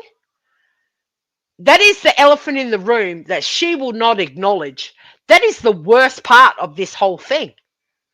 The worst part. Saying something like that, you have to talk to the kid. You can't just walk in the house, open the cupboard and go, oh yeah, there's heaps of food here. No, this is bullshit. She had to put a deviant sexual fucking thing into the report. And she still to this day will not acknowledge it. She just says, nah, I can't remember what I said. She certainly did. She knew involving the husband would make it worse. And she will not admit that that is what she fucking said. And that's what makes this whole thing so disgusting. That's the worst part of this whole thing. And she will not acknowledge it. She's like, no, I never said that. I can't remember what I said. Yeah, you do, bitch. And you give yourself away involving the husband. If I call CPS, I know nothing's going to happen to her children. How do you know that when you're bringing up sexual things? You have no way of knowing that. You're a fucking piece of shit. I know that no one's going to be taken away. I know she really keeps a nice house. Keeping a nice house has nothing to do with the shit you said. And there's no roaches running around or dishes piled up. Like, I knew everything was going to be fine. But I was hoping that it would keep my name out of her goddamn mouth. Right, so how is that? Let's go back right to the start with Tia, the cat, who said, yeah, just like when Laura called CPS on Makeup Mobster. It's exactly the same. She didn't know, and she will not acknowledge that she said that sick, deviant, fucking disgusting shit. She is disgusting. And I figured her husband would make her stay off the internet. And it worked for a little while. And then it didn't work anymore. But that was the whole reason. It was not revenge. The way she tries to justify it fucking blows my mind. But you want to talk about real life? Defaming someone's business that they just started because... No, you started your business in 2020. Nobody defamed it. People simply pointed out your bullshit, like plagiarizing stuff. That is not defaming a business, going, hey, look at Laura's description of her essential oils, and then pulling up this company's description, and it's exactly the same. That is not defaming a fucking business. That's pointing out what a lazy cunt you are. Nobody defamed everything. Your candles back then, even you have admitted, were fucking terrible. Oh, I'm getting fucking amped up. They lost their job. Whether you thought the candles were good then or bad then didn't fucking matter. You were defaming my income. Oh, that's bullshit. more Shut real up. life than calling fucking... This is all fucking lies. Lies, lies, lies. CPS. And if people can't see that, I don't know what the fuck to tell you. To this day, I have never defamed another YouTuber's business. Not Dolly, not Makeup Mobster, not Alicia. I have never fucking done it. They've, not Dolly, but they've all done it to me, but I have never done No, defamation means what they're saying isn't true. Anything that was pointed out about your candles was true. it to them. Makeup Mobster's gone through my website 1,000 times. That was prior. That was after the CPS thing. After CPS was called, she knew it was you. Pointing out what she didn't like about this and what she... Who the... No, she's allowed to. She's allowed to. My freedom of speech. Fuck cares what you like. But I couldn't get her to shut the fuck up. And it was relentless. That's why I called CPS. See how dramatic she is? It was relentless. Nah, it wasn't. There was 2 weeks tough in May. That, yeah, a lot of people were talking about you, Laura, not just Makeup Mobster. I honestly feel that out of Burnt Toast, John, Negs, everyone that was going for her, Ballet Babe had made the reports to the food stamp people because she wasn't declaring income. I honestly feel that Makeup Mobster, who really was doing pretty much the least, she was the only one Laura could do anything to. She was the only one. She couldn't touch anyone else. It wasn't a revenge thing. It wasn't anything. Did I say I was wrong for it? Yes, I should have done an alternative. I should have done an alternative. What would be a fucking alternative? Maybe not be a cunt? I don't know. Maybe I should have done an alternative. Fuck. I should have come up with an alternative reason. But at that time, all I thought was this was going to make her husband tell her to get the fuck offline. And that's why she involved Makeup Mobster's husband in the story. That's exactly why she did that. And she still to this day will not admit that that's what she said, even though we all know that's what it was. Never mind, burnt toast was coming for her. John, Negs, the Atlanta thing had happened. So much shit had happened. She had a lot of people coming for her. Makeup Mobster was the easy one. She just hated it because Makeup Mobster would have everyone in there. She had 300 people in there. It drove her crazy. And like I said, it worked for about 2 months. And then it was calm and peaceful. And then she came back on and talked about me for the next fucking 3 years. And people like, oh my God, Laura did this, Laura did that. If she was so scared for her child, if she was so traumatized by her child, if I should be held to this higher fucking standard for the rest of my goddamn life, then tell me why she came back on YouTube talking about me for the last 3 fucking years. Because she knew it was you, bitch.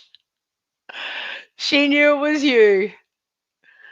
4 years. Not even 3 years. It's fucking 4 years. It's been 4.5 years since I called. Yeah. And you need, listen, Laura, you need to come to terms with the fact that you are CPS Laura, okay? It's never going to change. It is what it is. And you embellishing and trying to become the victim out of this as time goes on just makes you look more fucking crazy. This rant of yours, I've never heard you say such fucking blatant fucking lies in all my fucking time here. I called like June of 2021. No, it was August. So please tell me why I'm held to this fucking standard when this bitch doesn't even fucking care. That's what I want to know. Because you're a piece of shit. And you won't even acknowledge the actual thing you said, the deviant sexual things. For me, that is half the fucking problem. As I said, if she just said, listen, the kids being starved, there's no food in the house, they just walk here, see there is food, oh, this is bullshit. She had to make it disgusting. She had to make it so a kid had to be asked fucking questions. That is what I think the fucking worst part of this whole thing is. And it's the one thing she will not admit because she knows how fucked up it is. She doesn't even fucking care that I called, because if she cared, she wouldn't speak about me. She has this warped fucking sense that, well, if she cared, she wouldn't talk about me. Her brain is warped, seriously. At all. But for the last 4 fucking years, almost every day has been about me. She's taken breaks here and there, but for the most part, I am the only thing this bitch fucking talks about. So please save me the drama of she's a victim, or save me the fucking drama. Listen to her. Makeup Officer really doesn't go live that much, from what I understand anymore. You know? Sure, and of course, when she found out it was her, fuck yeah, she could go live as much as she fucking wants. You dumb bitch. About how horrible I am and how I did it for revenge. No, I didn't do it for revenge. I did it for revenge to try to get my fucking mental health right. Because my mental health. She actually pulled the mental health card. Because this bitch wouldn't shut the fuck up. Not true. Here I am trying to figure out how I'm putting food on my kid's fucking table. Go and get a job. I just lost my job due to COVID. No, she lost her job. When was that? October 2020? Oh, she'd already started her candle business and she was on probation. She'd already started her candle business. She was hoping to get fired to get that COVID fucking unemployment. She could have gone and got another fucking job. But no, she didn't. She was going to survive off of hate candles, off of condescending cunt candles. Because that's the way to go. Yeah, her mental health. Yeah, sure. And how many times has she talked about mental health and how mental health is like not a thing? That's your problem. But now all of a sudden she had mental. She called CPS because of my mental health.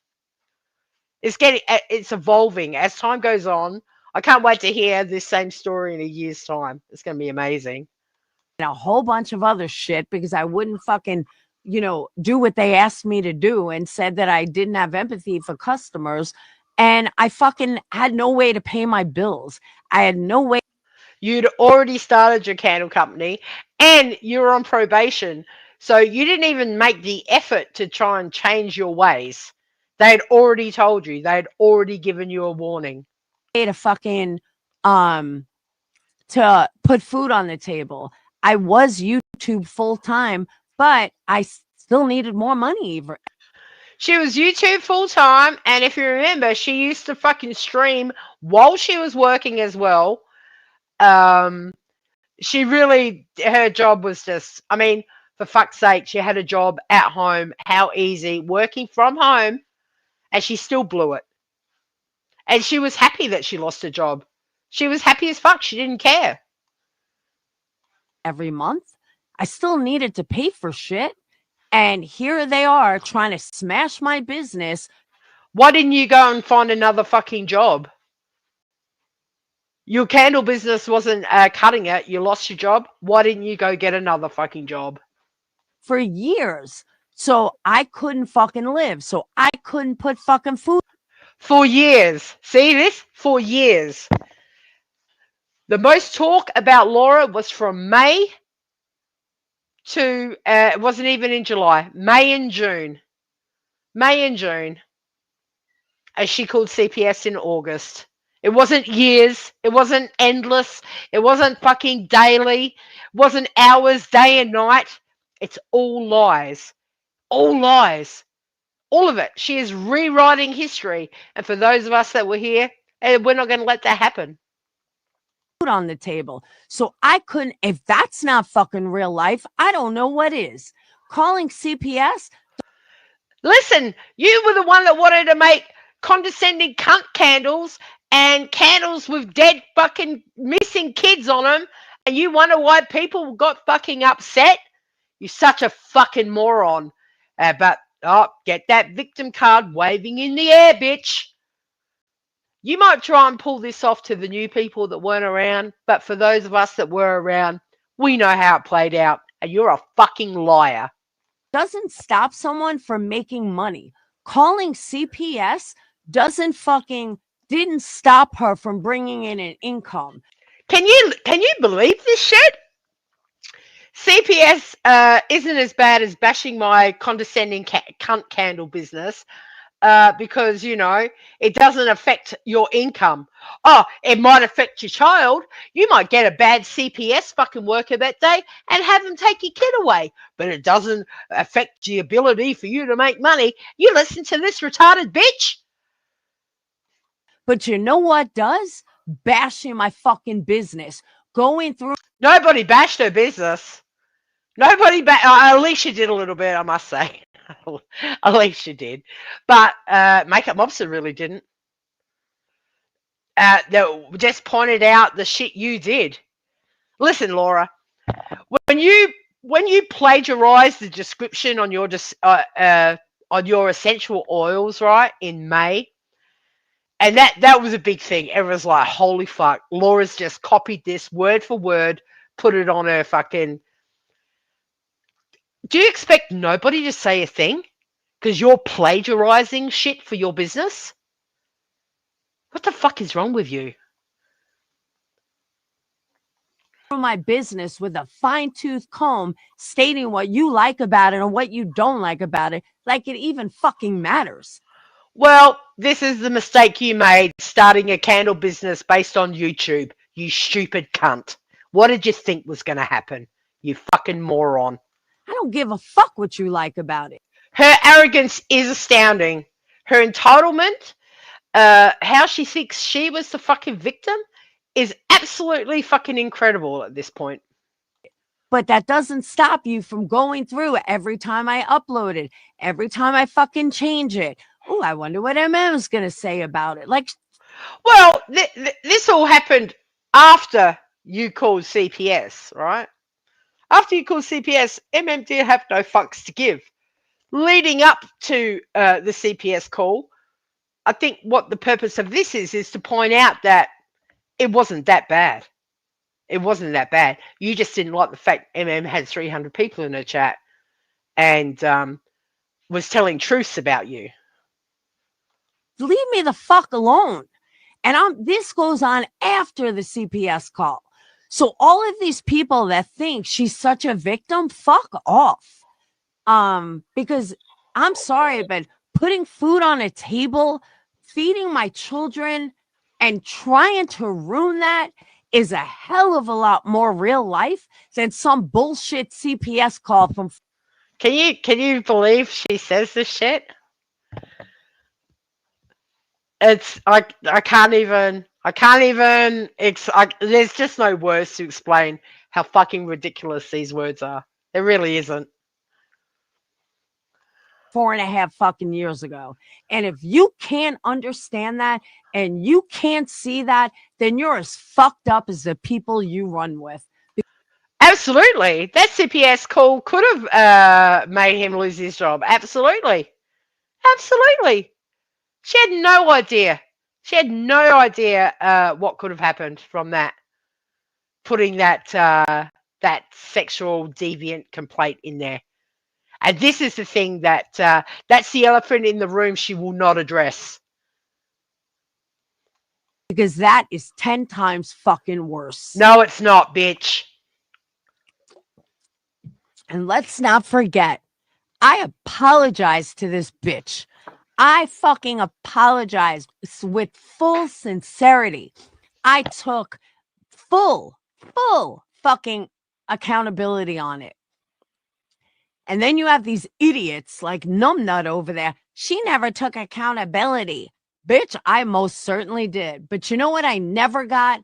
I never got a fucking apology for trying to take away my income.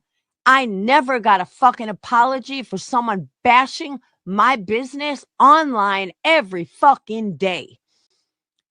That's my income, you dumb fucking cunt. But, oh my God, a CPS call is so much worse. No, it's not. It's not at all. So that's what I mean when I hear people talk about going real life and what's real life. Going real life is trying to hurt someone's fucking income. That's going real life. Calling CPS doesn't do that. Making fun of someone on the internet doesn't do that. It's just insanity at this point. It's just fucking insanity. This shit she's saying. I take it as for the benefit of these new people that know no different. But as I said, for those of us that were around, it's just lie after lie after lie. It's crazy. But bashing someone's business. Nobody did that. The people just pointed out your fucking mistakes and your plagiarism and your ugly candles. Everyone's allowed to have an opinion. Maybe don't base a business on a drama community on YouTube. That'd probably be a start, bitch. That you've never even fucking had. Now we're talking real life. Now we're talking you are trying to fuck somebody's life up. That's not listen to it. Listen to her dramatic fucking embellishment of all this, and her 50 fucking minions in the chat are like, "Oh my God, this is so terrible." About someone's on the internet. That's shit that people get sued for. You can't run around bashing someone. Well, why didn't you fucking sue her then? Why didn't you sue her? Instead of anonymously calling CPS and trying to fuck her life up. Business when you've never even fucking had anything from it. And it's the worst fucking thing you can do. It's why I've never done it. I have never said one fucking bad word about her shit ever. Even though she started a candle business, you know, I laughed about it, but her, Alicia, not even Granny, I heard started a candle business or is learning how to make candles. If Granny called me and said, I have some questions, I'd be the first fucking one to tell her how to do it and where to order from. And, you know, it fucking frustrates me where people are just so into, oh my God, CPS is the Listen, Laura, you, as time goes on, you're embellishing this shit more and more. You are stuck with the label of CPS Laura. You just need to get the fuck over it. It's never going to change. And I will point it out every time. You lie. Everything you've said in this rant is a fucking lie. Everything. worst thing. No, it's really not. Because I can think of a lot of things that are a lot fucking worse. I can't think of anything that is worse than anonymously calling CPS on someone, especially an ex-friend, to really fuck them up. I can't think of anything worse. And you keep repeating over and over again that these other things are way worse than that. Any normal person cannot see anything worse than that. Anything. Anything at all. And I did not do it for revenge. I did not do it for anything. I just wanted her to stop. She's the word revenge is she's sucked on it. You're just a cunt. You just did it to be a cunt. Well, there was a plethora of other people talking about you. I mean, Toasty was talking about you, Nags, John Crimes. I mean, Mary Ann run over your candle. But Makeup Monster had the crowd. She had the people in there to piss you off. And that's why you did it. Not my mental health. Now it's a mental health problem. This is new. I just wanted the daily fucking insult. It wasn't daily. It wasn't daily. Stop that. It was not daily. Everyone can go into it was not daily. And just before she said it was day and night. To stop. I wanted the bashing and the defamation to stop. The And bashing if that and the makes me defamation. such a horrible fucking person, then I'll own it. But I wrote There her. was no defamation at all. I apologized to her when this all came out years later, and I took full accountability. So when I No, you didn't. No, you didn't. You know why you didn't, Laura? Because you will not admit what you said in the call to CPS. You're like, nah, I don't remember. It was something about drink driving or something. I don't remember. You're a fucking liar. And so you have never taken accountability on that part of it, ever. hear someone like fucking this cat asshole put me in the same fucking category and make up something like, oh, she did it like that girl Laura who did it for revenge. No, bitch, get your I still can't believe that a talking cat called Tia got her this triggered. fucking facts straight. Like, literally, get your fucking facts straight or keep my goddamn name out of your mouth.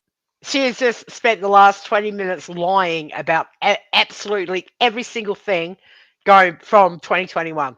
Absolutely everything. Because I'm so sick and tired of everybody thinking that she's a victim and that I did this. What the fuck is she talking about? That's exactly what it is.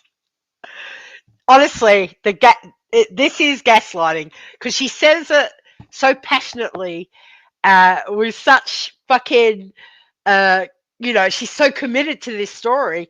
I sat there listening to it, having to think back, going, nah, am I crazy? And that is what gaslighting is. It makes you question what you remember. Like, I had to go back and check. And I did this, just to be a bitch because I'm so big and bad. No, there is not a person out here that wouldn't have either thought of doing it or did it if given this. Can you believe that? There's not one person that wouldn't have thought about it or done it. She is so delusional. She is so fucking delusional, man. And it's getting worse. Listen, she needs to come to terms with the fact that her channel is fucking done. It's over. The more desperate she's getting, the more crazy shit she's saying. She needs to fucking stop. Seriously. Yeah, because there's not one person that wouldn't have thought about doing that. No, bitch. Nobody would fucking think about doing that. Only you. Same fucking position. Period. End of story. I know, Makeup Monster. I had to go and check too because I know you were never live every fucking day. And she's been saying it, I mean, over and over. And I went back and counted the lives you did between May and fucking July. And it was not every day. And it was not about her every day. But she's just doubling down on this shit for these last 50 people in her fucking chat. But I'm just saying, Fly, like I saw Granny like bought a candle kit, and that's not really going to go anywhere. But if she needed help, I would help her in a fucking heartbeat. I said the same thing to Alicia. I even said it to MM. You know? No one wants I your made a lot candle of fucking advice, mistakes bitch. along the way. A lot. And I learned from every single one of them. And, you know, now I've expanded with a lot of other stuff. But you know what I'm saying? And it's just fucked up. Like, all these people started these candle business. Alicia said she did it just to compete with me. Like, who the fuck thinks like that? It's fucking weird, but okay, whatever. See, Island 2, Lally and Julie had no interaction. Oh, me and Makeup Mobster used to be very close, like very close. Oh, we pointed out earlier in the live what kindred spirits they were. She's even fucking embellishing that shit, you know? That's why I couldn't understand why she was doing all this. Like, I just didn't get it. And then the only reason I was fucking outed is because I had some ex-mods that fucking got a hair up their ass. And, you know, it's amazing how bothered she is that she got outed. She got outed, you know. Never mind it weighing on her conscience or, you know, she got outed. And she'll always be pissed off about that. wanted to out me. I mean, it's just fucked up. All right, well, no, it's not fucked up. What's fucked up is you did it. That's the fucked up thing. Yeah, she's just so salty. I love it. that rant, I'm now fucking sweating. She's Taking off my sweating. big heavy sweatshirt. She's sweating after the rant. Thanks, Fly. So my point is, please do not ever put me in the same category as like Dark Horse or what? Why? See, why? You did exactly the same thing. Or this lolly person. Like, I'm sorry, but I'm nothing like them. Like, I never. You're actually worse. You're actually worse because if I remember, Dark Horse, Rag, CPS, or BJ with a legitimate story, not a made up one. You just did it to be a cunt. You're actually worse. Never called CPS on anybody. I don't fuck with people's business. I don't fuck with their lives. Nothing. Hey, who knows? No, because calling CPS isn't fucking with someone's life, is it? No, not at all. And I see all this other shit going on. And that's the only thing everyone wants to come back to. Is, oh my God, you called CPS? Yep.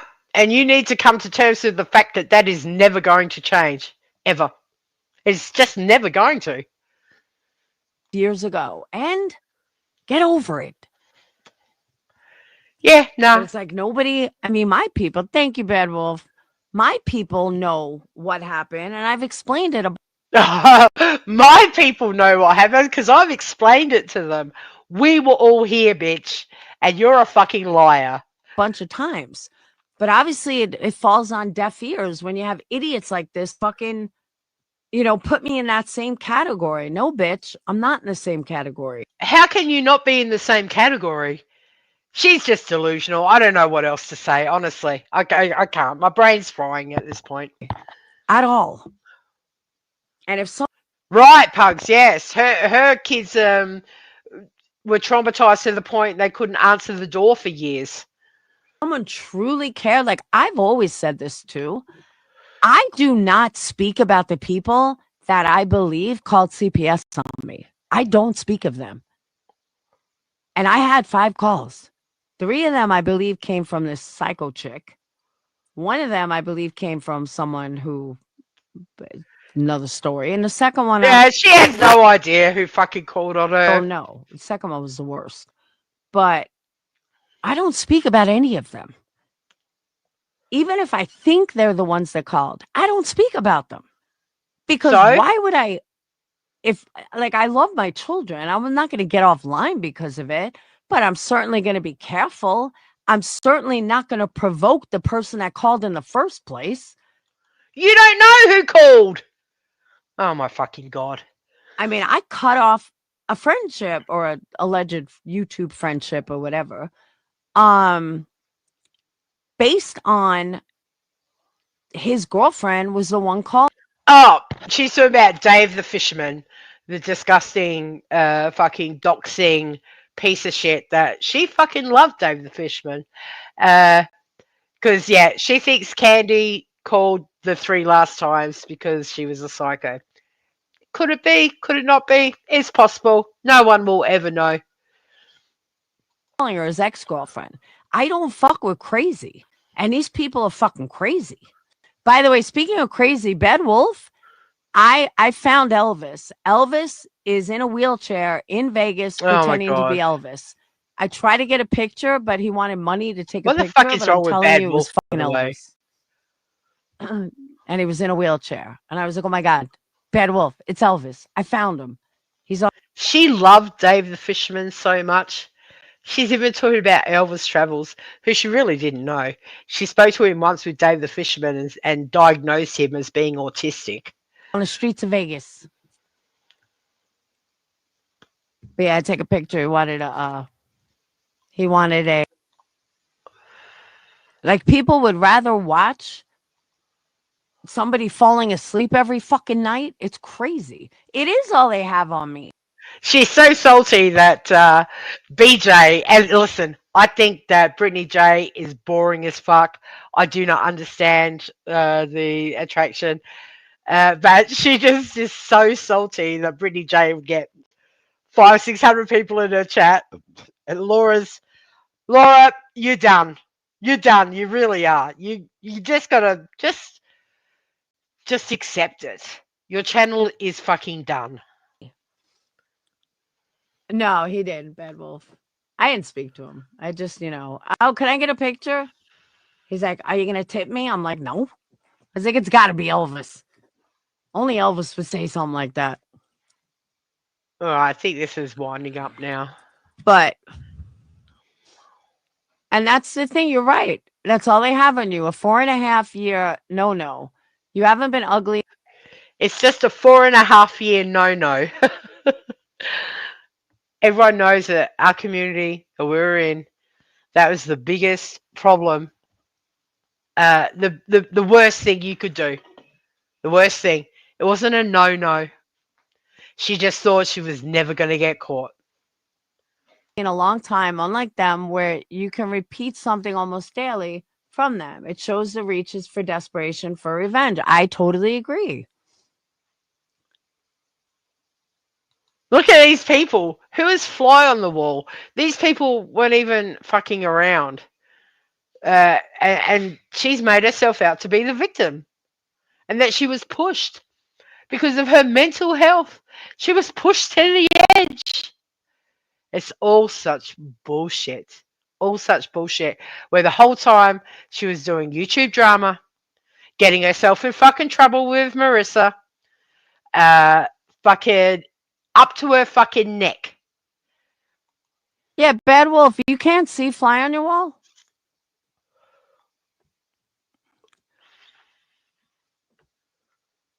Oh, no, Elvis say, give me money.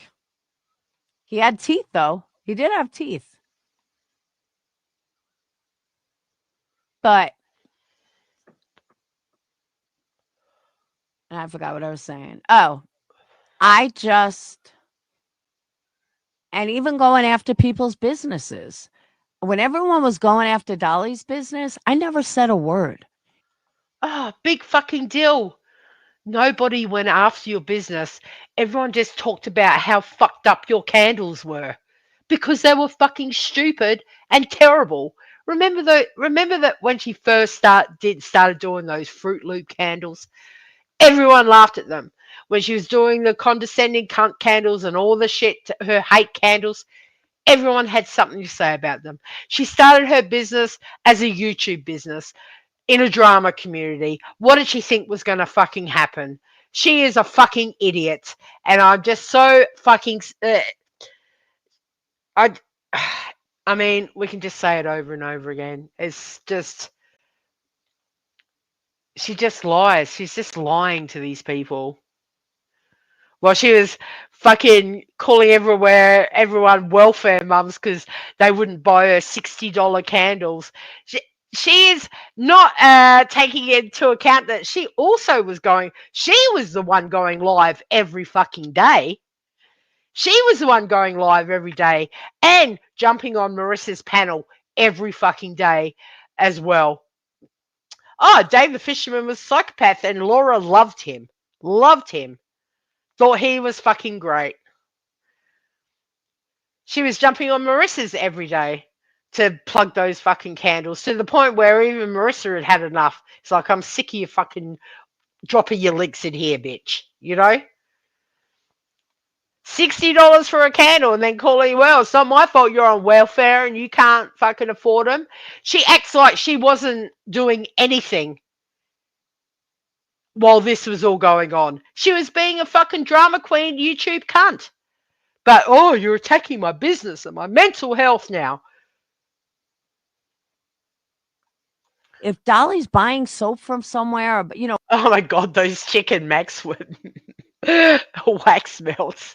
I mean, when you're premiering your products on YouTube in a drama community, what do you think's going to happen when you're very, very unpopular? It's all just such fucking fluff and bullshit. She's trying to keep hold of these last 50 people that go in her chat every day and just making herself out to be such the victim. We were all there in 2021, bitch. You weren't no victim. We would joke around about candles, but I never bashed his business. Yeah, Save Robbie said the candles were terrible. Hello Starlight run over her candle because, of course, she's not original. She had to do what MFW did. She was throwing those candles out everywhere. Nobody liked them. That doesn't mean you're bashing my business and you're trying to ruin my life. So fucking ridiculous. If he wants to sell soap for $12, hey, more power to him. I think it's fucking crazy, but I wouldn't buy it. But that's his bread and butter. I'm not going to fucking bash him for it. When Alicia started, when MM started, I never bashed their business. I never went to their websites and picked it apart on a live. And she fucking begged me to MM. I wouldn't do it. I have way more class than that. Well, that's your choice. But just understand, yes, what I did 4.5 years ago was wrong, and I own that. But no, you've never owned it properly because you've never admitted what you actually said, what you actually reported. You go, oh, I can't remember. It was something about drink driving. Yeah, no, I never said that. That's where you've never taken accountability, bitch. Be held to this standard when there's so much worse going on, and to say how she's a victim when she obviously didn't give a shit. Because again, if you give a shit, you're not going to continue to speak about that person for the next 4 fucking years. Well, that's in your mind. That's what you think, you know? Even when you find out it was her and you still continue to talk about me for 2 years. My rant today will 100%. probably give her 2 weeks worth of content. No joke. No, I don't think she gave a fuck, actually. I haven't watched her in a long ass time. And nobody I know still watches her because it's the same shit over and over and over. But I would fucking guarantee you that this will give her 2 weeks of content. I won't watch it. I don't give a fuck. Someone that... You don't watch it. You don't give a fuck. But Tia the talking cat mentioned you for 10 seconds and called you a CPS caller. And this is what we got in return. I'll tell you now, Laura will not mention this live I've done. She will not. She never does. But Tia the cat called her a CPS caller and she lost her fucking mind. So worried about their child in a CPS call would not fucking continue to speak about the person that called for years, not for a day or two, for years. And, you know, Fuck you, bitch. If you did that to me, I'd hunt you the fuck down. you have Britney talk about Britney's this or Britney's that, and, you know, oh, they harm my kids. Britney, you don't even have a business. Like, imagine you think they're coming after you now. Imagine if you had a fucking business. Imagine my if God. they bashed your business Listen to this shit. every day, which was your income. Get the fuck out of here. Oh, I know Fly on the Wall. That's what I'm saying. And I have not even mentioned her in a long ass time. And even if she responds, I won't respond because facts are facts. And Facts are facts. Facts are facts. It's like 45 minutes of absolute bullshit. Facts are facts. This is just A1 gaslighting to her new people to run the narrative that she was the victim. She was the victim. the facts are, you fucking bashed me. You went more real life on me than I ever went on you. How can you even say that? How can you even say that with a straight face? That you went more real life on me than what I ever did on you? Like, honestly, I think she's got fucking dementia or something. I really do. Ever. But people don't want to see it like that. It's fucked up. Because it's not fucking true. Did own it. I owned it immediately. As soon as I got caught, Yes, you had no choice but own it. And this is another thing she says. Oh, most people would have just denied it. You couldn't deny it, cunt. You got busted. She is fucking deluded. She really is. She's getting worse as time goes on. owned it. I could have denied it like all these other fucking people, You couldn't deny it. How could you deny it? but I didn't. You know, my first knee-jerk reaction was a little rough, but then I had time to sit back and reflect and think. Oh, yes. Maybe next week we'll go over her first knee-jerk reaction. That was a really good one that she privated immediately. About it. I even wrote her a private letter. You know, it said, could we just, you know, end this? Could we just call, you know, it No, is what can't. it is. I apologize. I'm sorry. Nah. You had, we've talked about this before. You had 3 years where you could have just bitten the bullet and said, hey, I did this. And you could have owned up to it. So obviously it wasn't weighing on you, on your conscience or anything. You could have just said, you know what, I can't deal with this guilt anymore. I'm just going to tell her, put it out there, and it's done. But no, you had to wait till you got caught and then try and make it look like that you did something special because you admitted to it. You had no choice but to admit to it. I should have never done it. You know, people have done so much worse. Nah, and this is another thing she always says. People have done so much worse.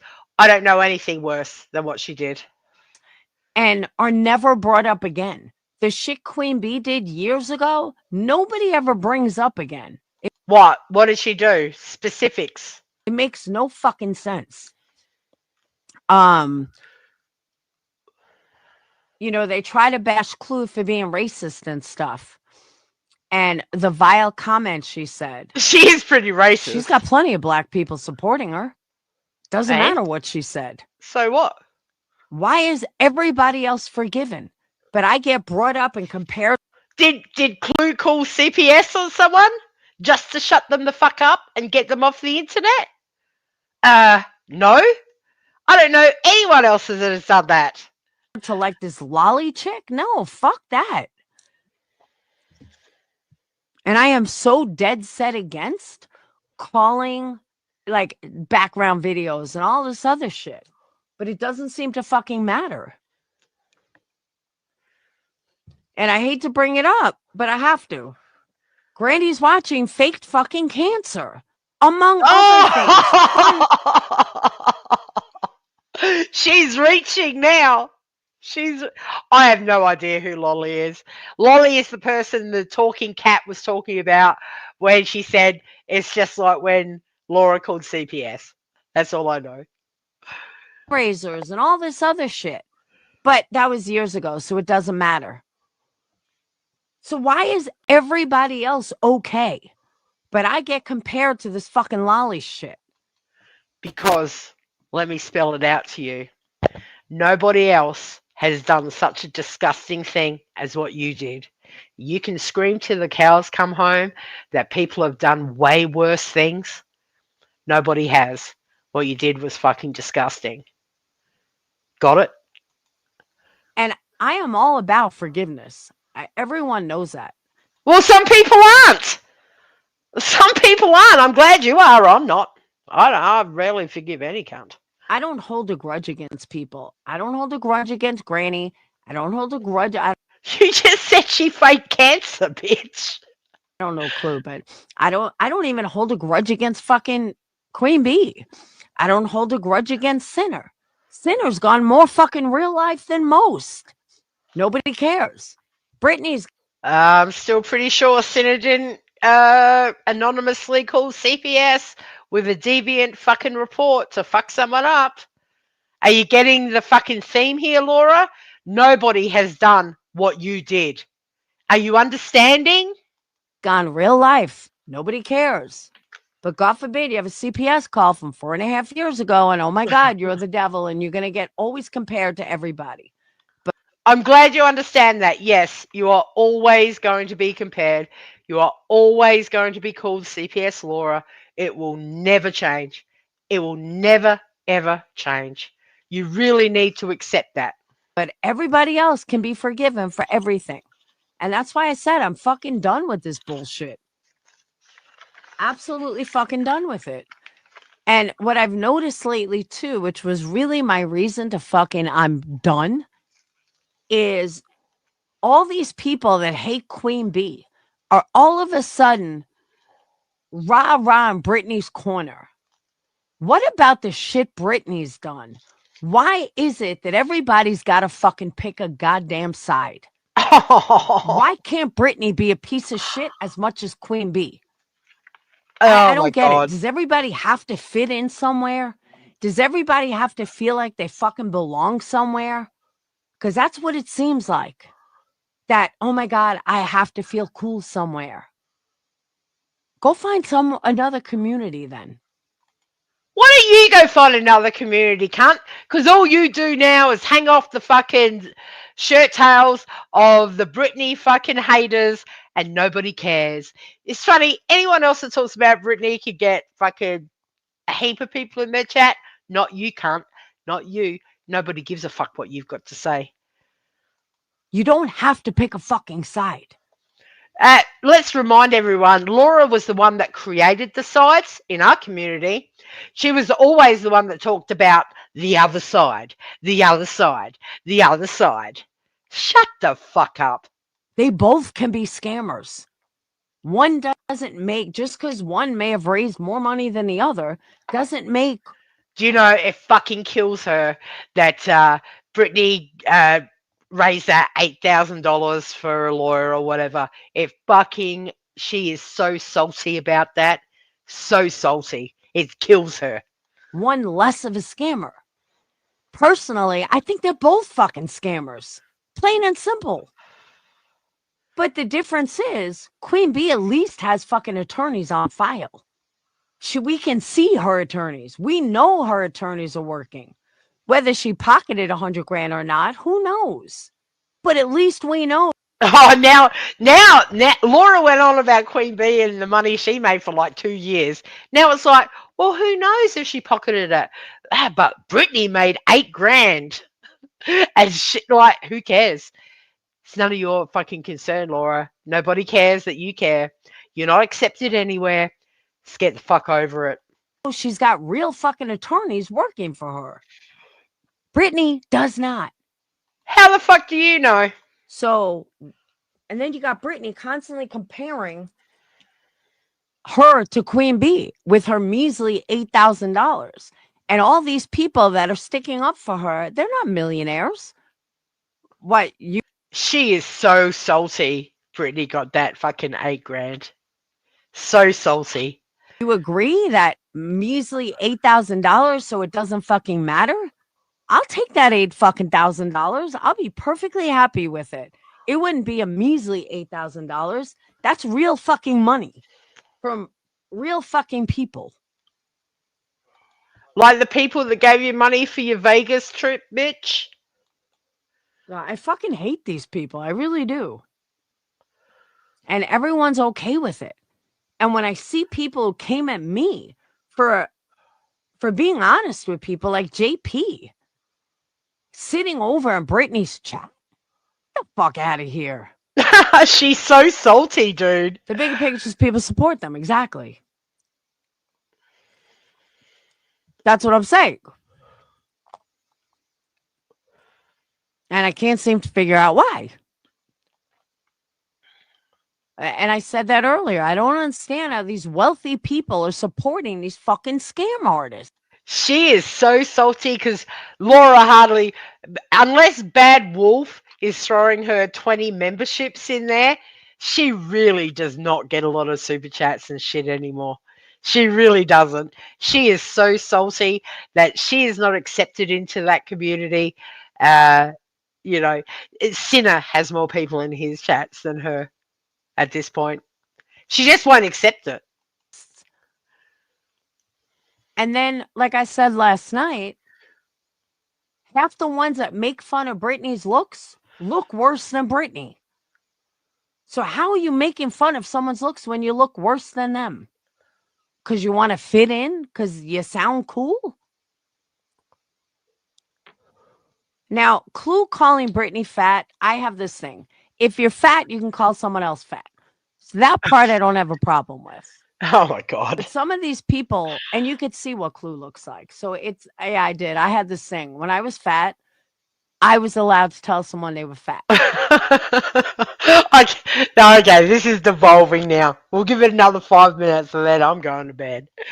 But now that I'm not fat, I wouldn't say it. I just wouldn't. Because I'm not going to go around calling people fat because I used to be fat. You know what I mean? I just wouldn't do that. And I know that sounds dumb, but yeah, if you're fat, you can call someone else fat. But if you're not fat, you can't.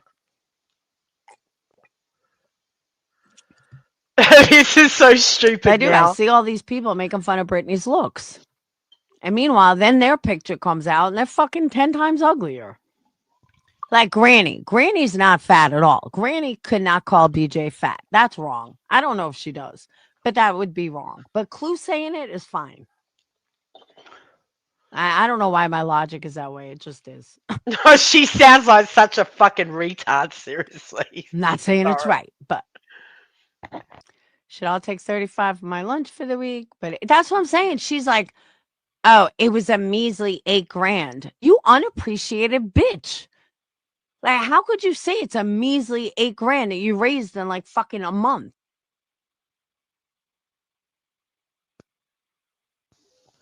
Well, compared to Queen Bee, it was measly $8,000. She is so salty about this $8,000, guys. She'd be going on about it for months. It's crazy to me. Many have no life other than online, and there are many who have money to burn.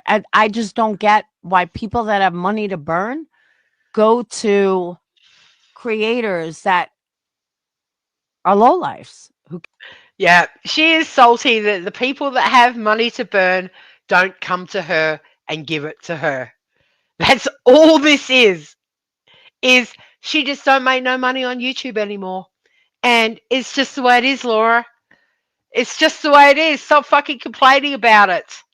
Can't even speak English. I don't get it.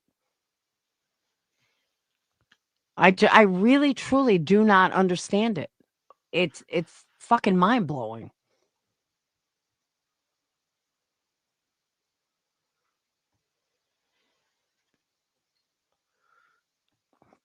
I don't know. But it is what it is. People are fucked up. And you know, another thing I noticed, everybody's trying to talk the same. Clue is her own person. All right, okay. I'm done. I can't do no more, Laura. It is 1 o'clock in the morning for me, guys. I am going to call it a night. I'm glad we got this done. Laura, you're a fucking liar. You can lie to your people about what happened in 2021 all you like. If you do it again, I will come back and do this again. Okay? You're a CPS caller. That is with you forever. It is what it is. And stop complaining about it and stop trying to be a victim and just lying about everything. Maybe you don't remember. Maybe your brain is so fried you don't actually remember back to 2021. I'm not sure. I don't care. But if you're going to just bullshit like this, we will recount the history every time. Guys, it's been good. I hope you'll have a great day. I'm off. There's nothing wrong with a history lesson when Laura wants to be a dick. So have a good one. And I don't know, probably won't see you again until Laura fucking says something else stupid or unless something happens. But it was good to go live again. It's been a while. Everyone have a good day and take it easy. And I'll see you next time.